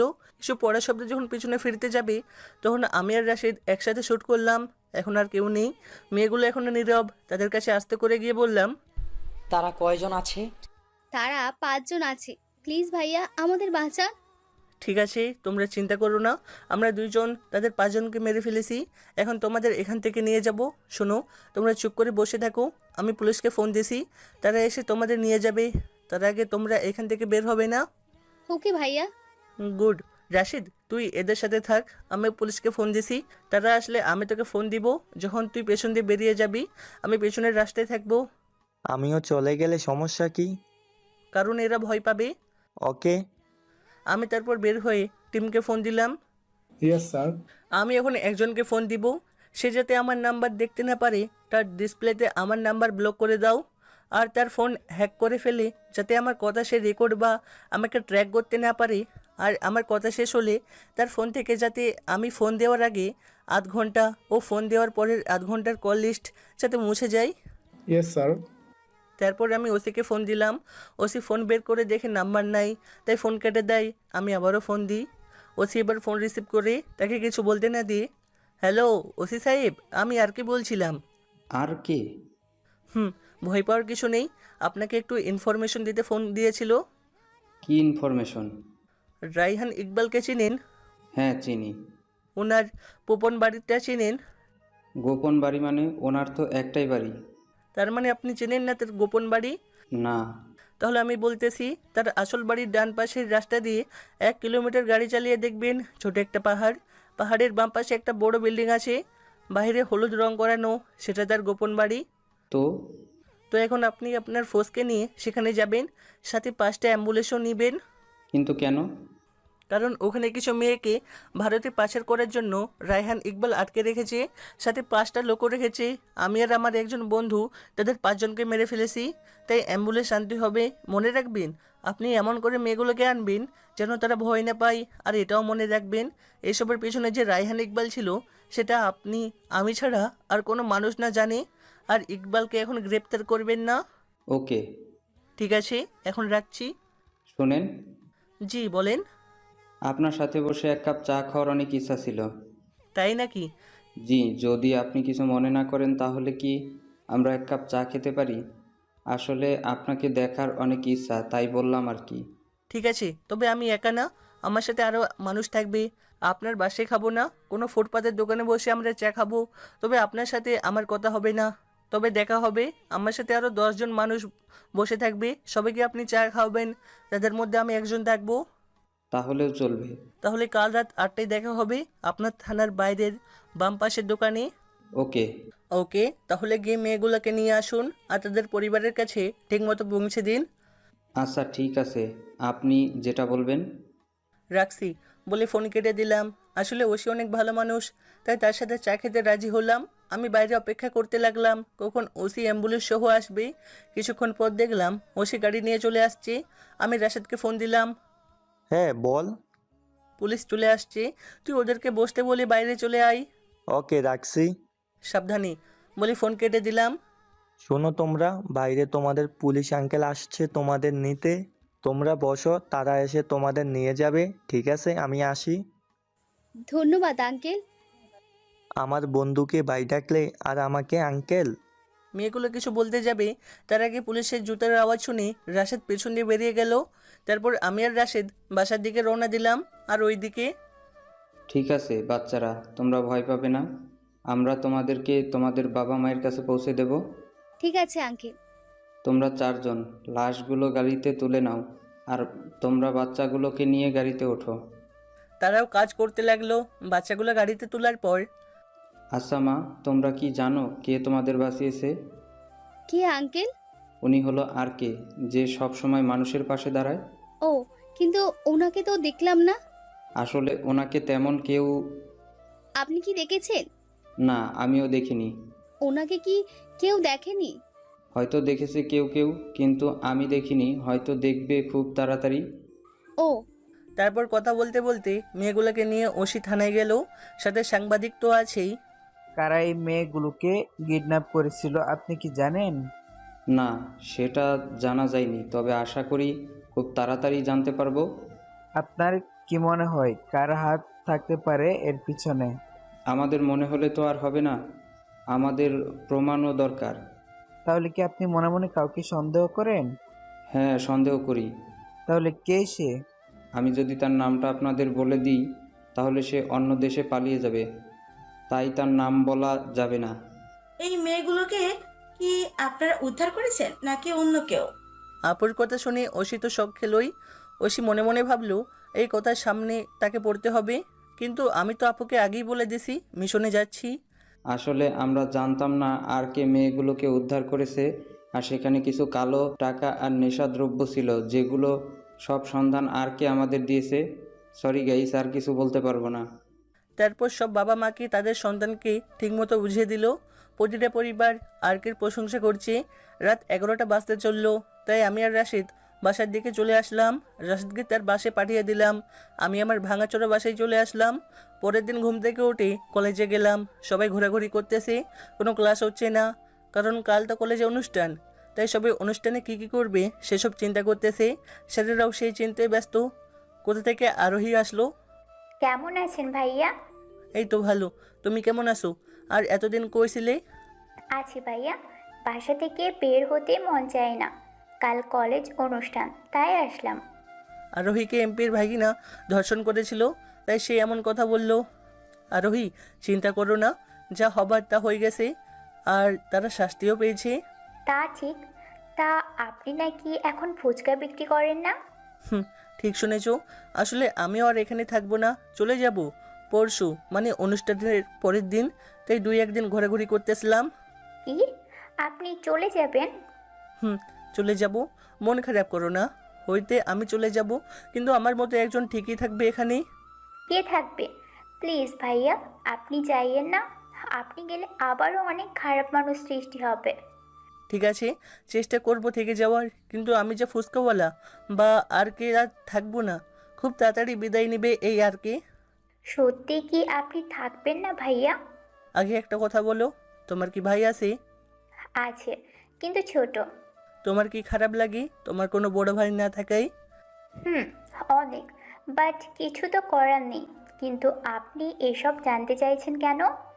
না, আসলে তুমি কোথায় কোথায় ভাইয়া ডাকো তাই বললাম। আপনাকে কি আমি ভাইয়া ডাকতে পারি না? হ্যাঁ পারো তো, তবে অন্য সময়ের মতো না। আজ থেকে তুমি মনে করবা আমি তোমার আপন ভাই। সত্যি? সত্যি। ধন্যবাদ ভাইয়া। কেন? এই যে আমি একটা ভাই পেলাম তাই। শুধু ভাই না, বোনও একটা পাইছো। সত্যি? হুম। আপুর নাম কি? তুমি কি খবর দেখো? হ্যাঁ দেখি, কিন্তু কেন? সাংবাদিক রোবাইয়ার নাসরিনকে চিনো? হ্যাঁ, সেই তো। আর কে? মানে আপনার সব খবর আগে আগে দেয়। সেই আমার একমাত্র বড় বোন। সত্যি? সত্যি। আচ্ছা ভাইয়া, তুমি কি সত্যিই চলে যাবে? আমি থাকবো, তবে আর কে চলে যাবে? মানে? মনে পরে বলবো, আমি এখন আসি। কোথায় যাবেন? একটু সামনে ঘুরবো। চলুন, আপনার সাথে আমিও যাব। যেতে পারো, কিন্তু একটা শর্ত আছে। কি শর্ত? আমাকে তুমি করে বলতে হবে, তাহলে যেতে পারো। ওকে, বলবো, চলুন। আবারও কিন্তু আপনি বললে। আচ্ছা, আর বলবো না, চলো এখন। গুড, চলো। তারপর আমি আর আরোহী কলেজে বিভিন্ন দিকে হাঁটতে লাগলাম। কিছুক্ষণ হাঁটার পর রিমির সাথে দেখা। হাই, কেমন আছেন? জি, মই ভালো, আপনি? হ্যাঁ, আমিও ভালো। আর আপনি কেমন আছেন? জি মো, ভালো না মানে আমিও ভালো। তা কোথায় যাচ্ছেন আপনারা? এই তো একটু ঘুরছিলাম ভাইয়ার সাথে। ও, তা আপনার শরীর কেমন আছে? জি ভালো। তাহলে আপু আমরা এখন আসি? শিওর। তারপর আমি আর আরোহী হেঁটে সামনে গেলাম। ভাইয়া, একটা কথা ছিল। বলো, কি কথা? তুমি রিমির সাথে এভাবে কথা বললে কেন? আমার সাথে তো ঠিক করে কথা বলো। শুধু তোমার সাথে ঠিক করে কথা বলি, আর কারোর সাথে নয়। কেন? কারণ আমি যদি ঠিক করে কথা বলি তাহলে তারা আমাকে সন্দেহ করবে। ও, বুঝেছি। গুড, এই না হলে আমার বোন। ওকে ভাইয়া, সামনে যাই। আমি আর যেতে পারবো না, আমার কাজ আছে। কাল তো অনুষ্ঠান আছে, তাই প্রস্তুতি নিতে হবে। কি প্রস্তুতি ভাইয়া? কালকে অনুষ্ঠানে কিছু কাজ আছে তাই। কি কাজ সেটাই তো বললা না। সেটা না হয় কালই দেখবে। ওকে ভাইয়া। ওকে, তুমি এখন ঘুরো, আমি আসি। ওকে ভাইয়া। তারপর আরোহীকে রেখে আমি বাসায় চলে আসলাম। রাতে ওশির সাথে দেখা করতে গেলাম, তবে ফুচকাওয়ালা সেজে, কোনো আর কে হিসেবে নয়। গিয়ে দেখি ওশি বসে আছে। আমি ওশিকে পাশ কাটিয়ে সামনের চেয়ারে যাওয়ার সময় ইচ্ছা করে হালকা ধাক্কা দিলাম। এই কি হচ্ছে? সরি স্যার, হাঁটতে গিয়ে লেগে গেছে। ঠিক আছে, যাও। তারপর আমি গিয়ে ওশির সামনের টেবিলের বাম পাশে বসলাম। তারপর ব্ল্যাক নাম্বার থেকে ওসিকে একটা মেসেজ দিলাম, শুধু লিখলাম আর কে। ওসি বুঝে গেল আর কে এখন এখানে আছে। তারপর ওসি চায়ের অর্ডার করলো। প্রায় 15 জন লোক ছিল, সবাইকে চা দিল। তারপর চা খেয়ে সবাই বেরিয়ে গেল। আমি সবার শেষে বের হচ্ছি। ওসির কাছে এসে হালকা করে একটা চিঠি রেখে চলে আসলাম। চিঠিতেও লেখা ছিল আর কে। তারপর চলে আসলাম বাসায়। রাতে খেয়ে ঘুমিয়ে পড়লাম। সকালে ঘুম থেকে উঠে গোসল করে ভালো করে সব কিছু চেক করে নিই। বন্দুক, মাস্ক, কার্ড, ফোন, চাকু সব কিছু ঠিক করে নিলাম, কারণ সকালে কলেজে অনুষ্ঠান। তারপর খেয়ে ফোন দিলাম রাশেদকে। হ্যাঁ বল, তুই কোথায়? আমি তো এখনো বাসায়, বের হচ্ছি। তোরা কোথায়? আমি সবাইকে নিয়ে কলেজে যাচ্ছি। ঠিক আছে, সাবধানে যাবি। মনে রাখবি কলেজে এমপি আর রায়হান ইকবাল দুইজনই উপস্থিত থাকবে। তুই আপুকে দেখে রাখবি। তোর প্রধান কাজ হবে আপুকে দেখে রাখা। সবার সাথে সবার দিকে নজর রাখবি। শিওর। গুড। এমপি যাওয়ার সাথে সাথে সবাই পজিশন নিয়ে নিবি, আমি আসতেছি। ওকে। তারপর আমি কলেজের উদ্দেশ্যে রওনা দিলাম। 10 মিনিট পর রিক্সা থেকে নেমে কলেজে ঢুকলাম। তারপর রাশেদের কাছে গেলাম। সব ঠিক আছে তো? আর এখানে সব ঠিক আছে তো? এখানে সব ঠিক আছে। ওকে, রেডি হয়ে যা। ইকবাল আর এমপি দুইজনই আসতেছে। আগে ইকবাল কথা বলবে, তাই আর কিছু সময়ের মধ্যে হকবাল চলে আসবে, তারপর এমপি আসবে। আমার টিমের সবাইকে ডাক, আমি ওদের সাথে কথা বলবো। ওকে। তারপর রাশেদ সবাইকে ডাকলো। আপনারা সবাই সব কিছু নিছেন তো? জি স্যার। মনে রাখবেন, আপনারা চাকরি নেওয়ার আগে শপথ করিয়েছিলেন দেশ ও দেশের জন্য প্রয়োজনে নিজের প্রাণ দিয়ে দিবেন, তাও হার মানবেন না।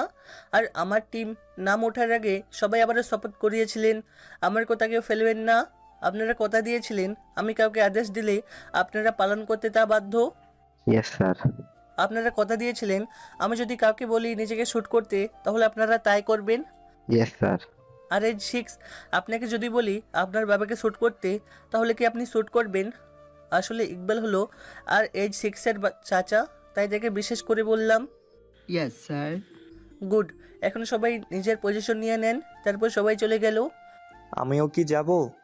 আগে শোন, তুই আপুর দিকে বিশেষ করে খেয়াল রাখবি, আর মনে রাখবি এখানে রিমিও আছে। আমরা কিছু করলে সেও গুলি চালাতে পারে, তাই সাবধান থাকবি। ওকে, তাহলে এখন আসি। আরে দাঁড়া না, আর একটু, তারা এখনো অনেক দূরে, আসতে আরও 10 মিনিট লাগবে। আচ্ছা বলতো, তুই কিভাবে জানলি আসতে কতক্ষণ আরও 10 মিনিট লাগবে? আমাদের সব টিম মেম্বার তো এখানে, তাহলে তুই কিভাবে জানতেছিস? তাহলে শোন, এই টিমের বাইরে আমার আরও একটি টিম আছে যেটার খবর আমি ছাড়া আর কেউ জানে না, এমনকি সেটা টিমের মেম্বারও জানে না। তাই তাদের হেডকে। কি বলিস? আরও একটা কথা শোন, তাহলে আমার সেই টিমের 2 জন সদস্য এমপি আর ইকবালের টিমে ঢুকে পড়েছে। তারা ওখানে ভালো করে কাজ করতে পারে। আবার ওই টিমের লিডারও হয়ে গেছে, মানে ইকবালের টিম আর এমপির টিমের হেড হলো আমার আলাদা টিমের সদস্যরা। তাদের সব খবর আমাকে দিয়ে যায়। আর রায়হান ইকবাল যে মেয়েগুলোকে পাচার করতে চেয়েছিল তাদের খবরও আমাকে সে টিমের হেড মানে আমার টিমের সদস্য দিয়েছিল। ভাই তুই কি মানুষ? কেন মনে হলো তোর আমি মানুষ না? তুই যেভাবে আগুন নিয়ে খেলতেছিস তা কি আর কেউ কখনো খেলেছিল আমি জানি না, তবে তুই খুব মারাত্মক জিনিস। দেশ আর দেশকে বাঁচাতে হলে মারাত্মকও হতে হয়। তাই বলে এত মারাত্মক? এমন না হলে কি আজ টিমের হেড হতে পারতাম? তা ঠিক, কিন্তু এত মারাত্মক। যা পজিশন নিয়ে নে, মনে রাখবি আপুর যাতে কোনো ক্ষতি না হয়, আর সাধারণ মানুষের দিকে নজর রাখবি। ওকে। যা, এখন ইকবাল এসে গেছে। ওকে। তারপর রাশেদ চলে গেল, আমি পেছনে দাঁড়িয়ে আছি।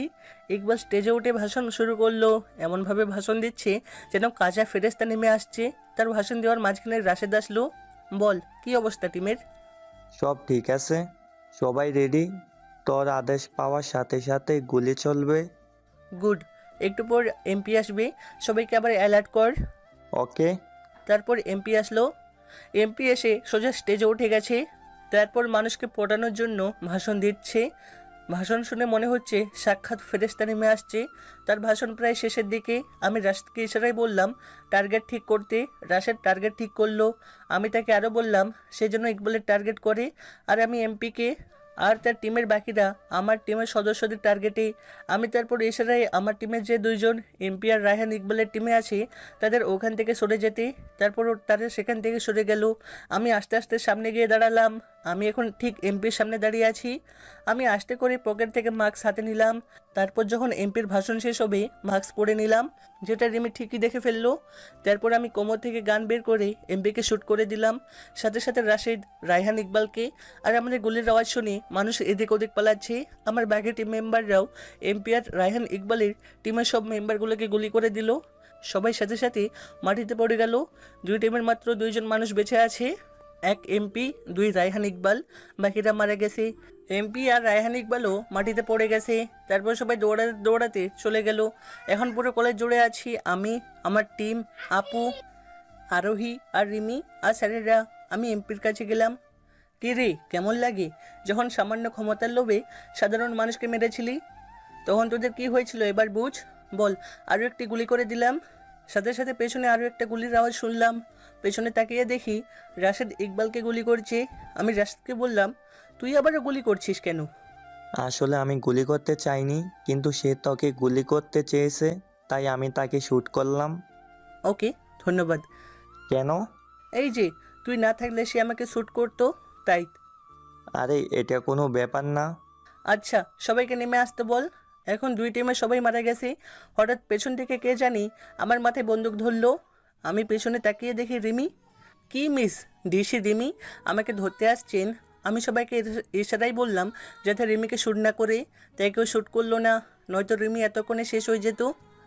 হ্যাঁ, তোকে ধরতে আসছি। রিমি, আপনি না আর কে ভালোবাসতেন, তাহলে ধরতে আসছেন মানে? ভালোবাসা? আর এটা ছিল আমার একটা চাল, যাতে আমি আর কে ধরতে পারি। মানে? মিস্টার ফুসকাওয়ালা মানে? আর তোকে আমি মাস্ক পরার সময় দেখে ফেলছি। এই বলে রিমি আমার মুখ থেকে মাস্ক সরালো। আমি রাশেদকে ইশারাই বললাম সিএমকে ফোন দিতে। তুই কি ভাবছিস আমি তোকে ভালোবাসি? হ্যাঁ, আমি তো তাই জানতাম, আর আমিও আপনাকে ভালোবাসি। ভালোবাসা? মনে আছে তুই একজনকে খুন করেছিলি যার নাম ছিল রুবেল? হ্যাঁ মনে আছে, সে ধর্ষণ করেছিল তোফাকে, তাই তাকে মেরে ফেলেছি। আর তোফাও তো রুবেলকে মারার আগে আত্মহত্যা করেছিল। ধর্ষণ? জানিস রুবেল আমার মামা ছিল। তো মামা ছিল, কি হয়েছে? ধর্ষণ করেছে তাই মেরে দিছি। আর এখন আমি তোকে মেরে দিব। মানে? না না, তোকে মারবো না। তোকে মারলে তো প্রমোশন পাবো না, বরং তোকে জীবিত নিয়ে যাব। আমার প্রমোশনও হয়ে যাবে, আর তোকে জেলে তিলে তিলে মেরে ফেলবো। কি বলছো রিমি এসব? তুমি না আমাকে ভালোবাসতে, আমার জন্য বছরের পর বছর অপেক্ষা করলে, তাহলে তুমি সামান্য প্রমোশনের জন্য আমাকে কিভাবে গ্রেপ্তার করবে? ওটা ছিল তোকে ধরার একটা চাল মাত্র। সত্যি কি আমাকে কখনো ভালোবাসোনি? একদম না, শুধু প্রতিশোধ নিতেই সব করেছি। এত অভিনয় করতে পারলে কখনো ভাবি নাই তুমি আমাকে ঠকাবে। তোমাকে যতটুকু ভালোবাসতাম তার থেকে বেশি ঘৃণা হচ্ছে। ছি! তোকে ঘৃণা বা ভালোবাসায় আমার কিচ্ছু এসে যায় না। চল এখন থানায়, নয়তো তোকে এখানে শ্যুট করে দিব। না, আমি থানায় যাব না। যদি তুমি শ্যুট করে দাও তাহলে এখানেই মারা যাব, তাও থানায় যাব না। ওকে, তাহলে এখানেই মর। বলে শ্যুট করতে যাবে তার আগে হেলিকপ্টার চলে আসলো আর রিমির হাতে শ্যুট করে দিল। আমি কিছু করতেছি না, শুধু দাঁড়িয়ে আছি আর চোখে জল ফেলছি। যে মানুষটাকে এত ভালোবাসতাম সে মানুষটা আমাকে এভাবে ঠকালো। রিমি বন্দুক তুলে যখন হেলিকপ্টার শ্যুট করতে যাবে তার আগে সেখান থেকে বের হয়ে আসলো সেনাবাহিনীর একজন কর্নেল মাসুদ রানা, যাকে সব ডিপার্টমেন্টের লোক চিনে। মাসুদ রানা হেলিকপ্টার থেকে নেমে সোজা আমার কাছে এসে আমাকে স্যালুট মারলো। তা দেখে রিমি অবাক। আরে স্যার, আপনি কি করছেন? একজন খুনিকে কেন স্যালুট করতেছেন? এই তো সেই খুনি যে আর কে হয়েছিল। এর আসল নাম হাসান। আপনি কি জানেন কে সে? হ্যাঁ জানি, সে একজন খুনি। না, সে খুনি নয়। আপনি তার পুরো নামটাও জানেন না, তাকে কিভাবে চিনবেন? মানে? এর পুরো নাম হলো রবিউল হাসান। মনে পড়ে 2018 সালের কথা। ইন্ডিয়ান কিছু সৈনিক বাংলাদেশের সাধারণ মানুষের মতো করে এসে বাংলাদেশের 3টা যুদ্ধ বিমান চুরি করে নিয়ে যাচ্ছিল। হ্যাঁ, আর ওই বিমানগুলো তো একজন মেজর তাদের হাত থেকে রক্ষা করেছিল। আরো একটা কথা কি মনে আছে? বাংলাদেশ থেকে 4-5 বছর আগে একটা পারমাণবিক বোমা চুরি করেছিল মিয়ানমার। হ্যাঁ মনে আছে। জানেন সে বোমাটা কে তাদের থেকে আবার কেড়ে আনছিল? কে? সে মেজরটা। জানেন সে মেজরটাকে? তার কথা তো গোপন রেখেছিল। আর গোপন রাখবো না। সে মেজরটা আর কেউ না, বরং রবিউল হাসান ছিল। কি? শুধু সেটা নয়, কয়েক মাস আগে বাংলাদেশের মাফিয়াদের বিরুদ্ধে বাংলাদেশের পুলিশ যুদ্ধ করেছিল। সেখানে পুলিশ ছিল মাত্র 2 জন, আর বাকি সবাই ছিল আর কে উর্ফে রবিউল হাসানের দলের এজেন্ট। মানে? হ্যাঁ, এটাই সত্য। স্যারকে দেশের খারাপ মানুষগুলোকে শেষ করার জন্য স্পেশাল পাওয়ার দেওয়া হয়েছে। শুধু সেটা নয়, স্যার এখন মেজর নয়, স্যার আমার সিনিয়র। স্যার চাইলে যে কোনো বাহিনীর লোককে শ্যুট করতে পারে। স্যার কাউকে জবাব দিতে বাধ্য নয়, এমনকি চাইলে যে কোনো বাহিনীর লোককে বরখাস্ত করতেও পারে। কি বলছেন আপনি? হ্যাঁ, এটাই সত্য। আর স্যারকে এই পাওয়ার সিএম নিজে দিয়েছেন। একটু আগে সিএম আমাকে ফোন দিয়ে এখানে আসতে বলছে, তাই আসলাম। আর জানেন স্যারের এখন চেহারা আছে, সেটা তার আসল চেহারা নয়, প্লাস্টিক সার্জারি এটা। স্যারের আসল চেহারা প্লাস্টিক সার্জারি সরালে দেখা যাবে। মাসুদ সাহেব। জি স্যার। যে ভালোবাসা বোঝে না তাকে আর কি বুঝাবেন? সামান্য প্রমোশনের লোভে যে ভালোবাসার অভিনয় করতে পারে, আমার তো মনে কয় না সে কি আদৌ ভালোবাসছিল। বলে রাশেদ আমার কাছে এসে আবার মুখের প্লাস্টিক সার্জারি তুলে নিল। বাস্তবে এভাবে কারো প্লাস্টিক সার্জারি তোলা যায় না। এটাই হলো তার আসল চেহারা। স্যার ওনাকে কি গ্রেফতার করব? না, তার দরকার নেই। আমি হেঁটে রিমির সামনে গেলাম, তারপর বললাম, রিমি আমি সত্যি তোমাকে ভালোবাসতাম, কিন্তু তুমি এমনটা করবে ভাবিনি। চাইলে আমি তোমাকে এখনই বরখাস্ত করতে পারি, কিন্তু আমি তা করব না, কারণ আমি সত্যি তোমাকে ভালোবাসতাম। সরি। থাক, আর সরি বলতে হবে না, আজকে চলে যাব আমি এই মিথ্যা অভিনয়ের শহর থেকে। ভালো থেকো, আর আন্টিকে আমার পরিচয়টা দিয়ে দিও। আসি, আল্লাহ হাফিজ। তারপর চলে আসলাম ভাঙা বাসায় নয়, সোজা নিজের মায়ের বাসায়। পরের দিন সিএম নিজে হাতে আমাকে পুরস্কৃত করেছেন, সাথে 1 মাসের ছুটিও। তারপর মা আর আপুকে নিয়ে চলে আসলাম গ্রামের বাসায়। চলে আসলাম মিথ্যা ভালোবাসার শহর থেকে। ভালো থাকুক তারা, যারা নিজের স্বার্থের জন্য মানুষকে ব্যবহার করে, আর স্বার্থ শেষ হয়ে গেলে মানুষকে দূরে ঠেলে দেয়।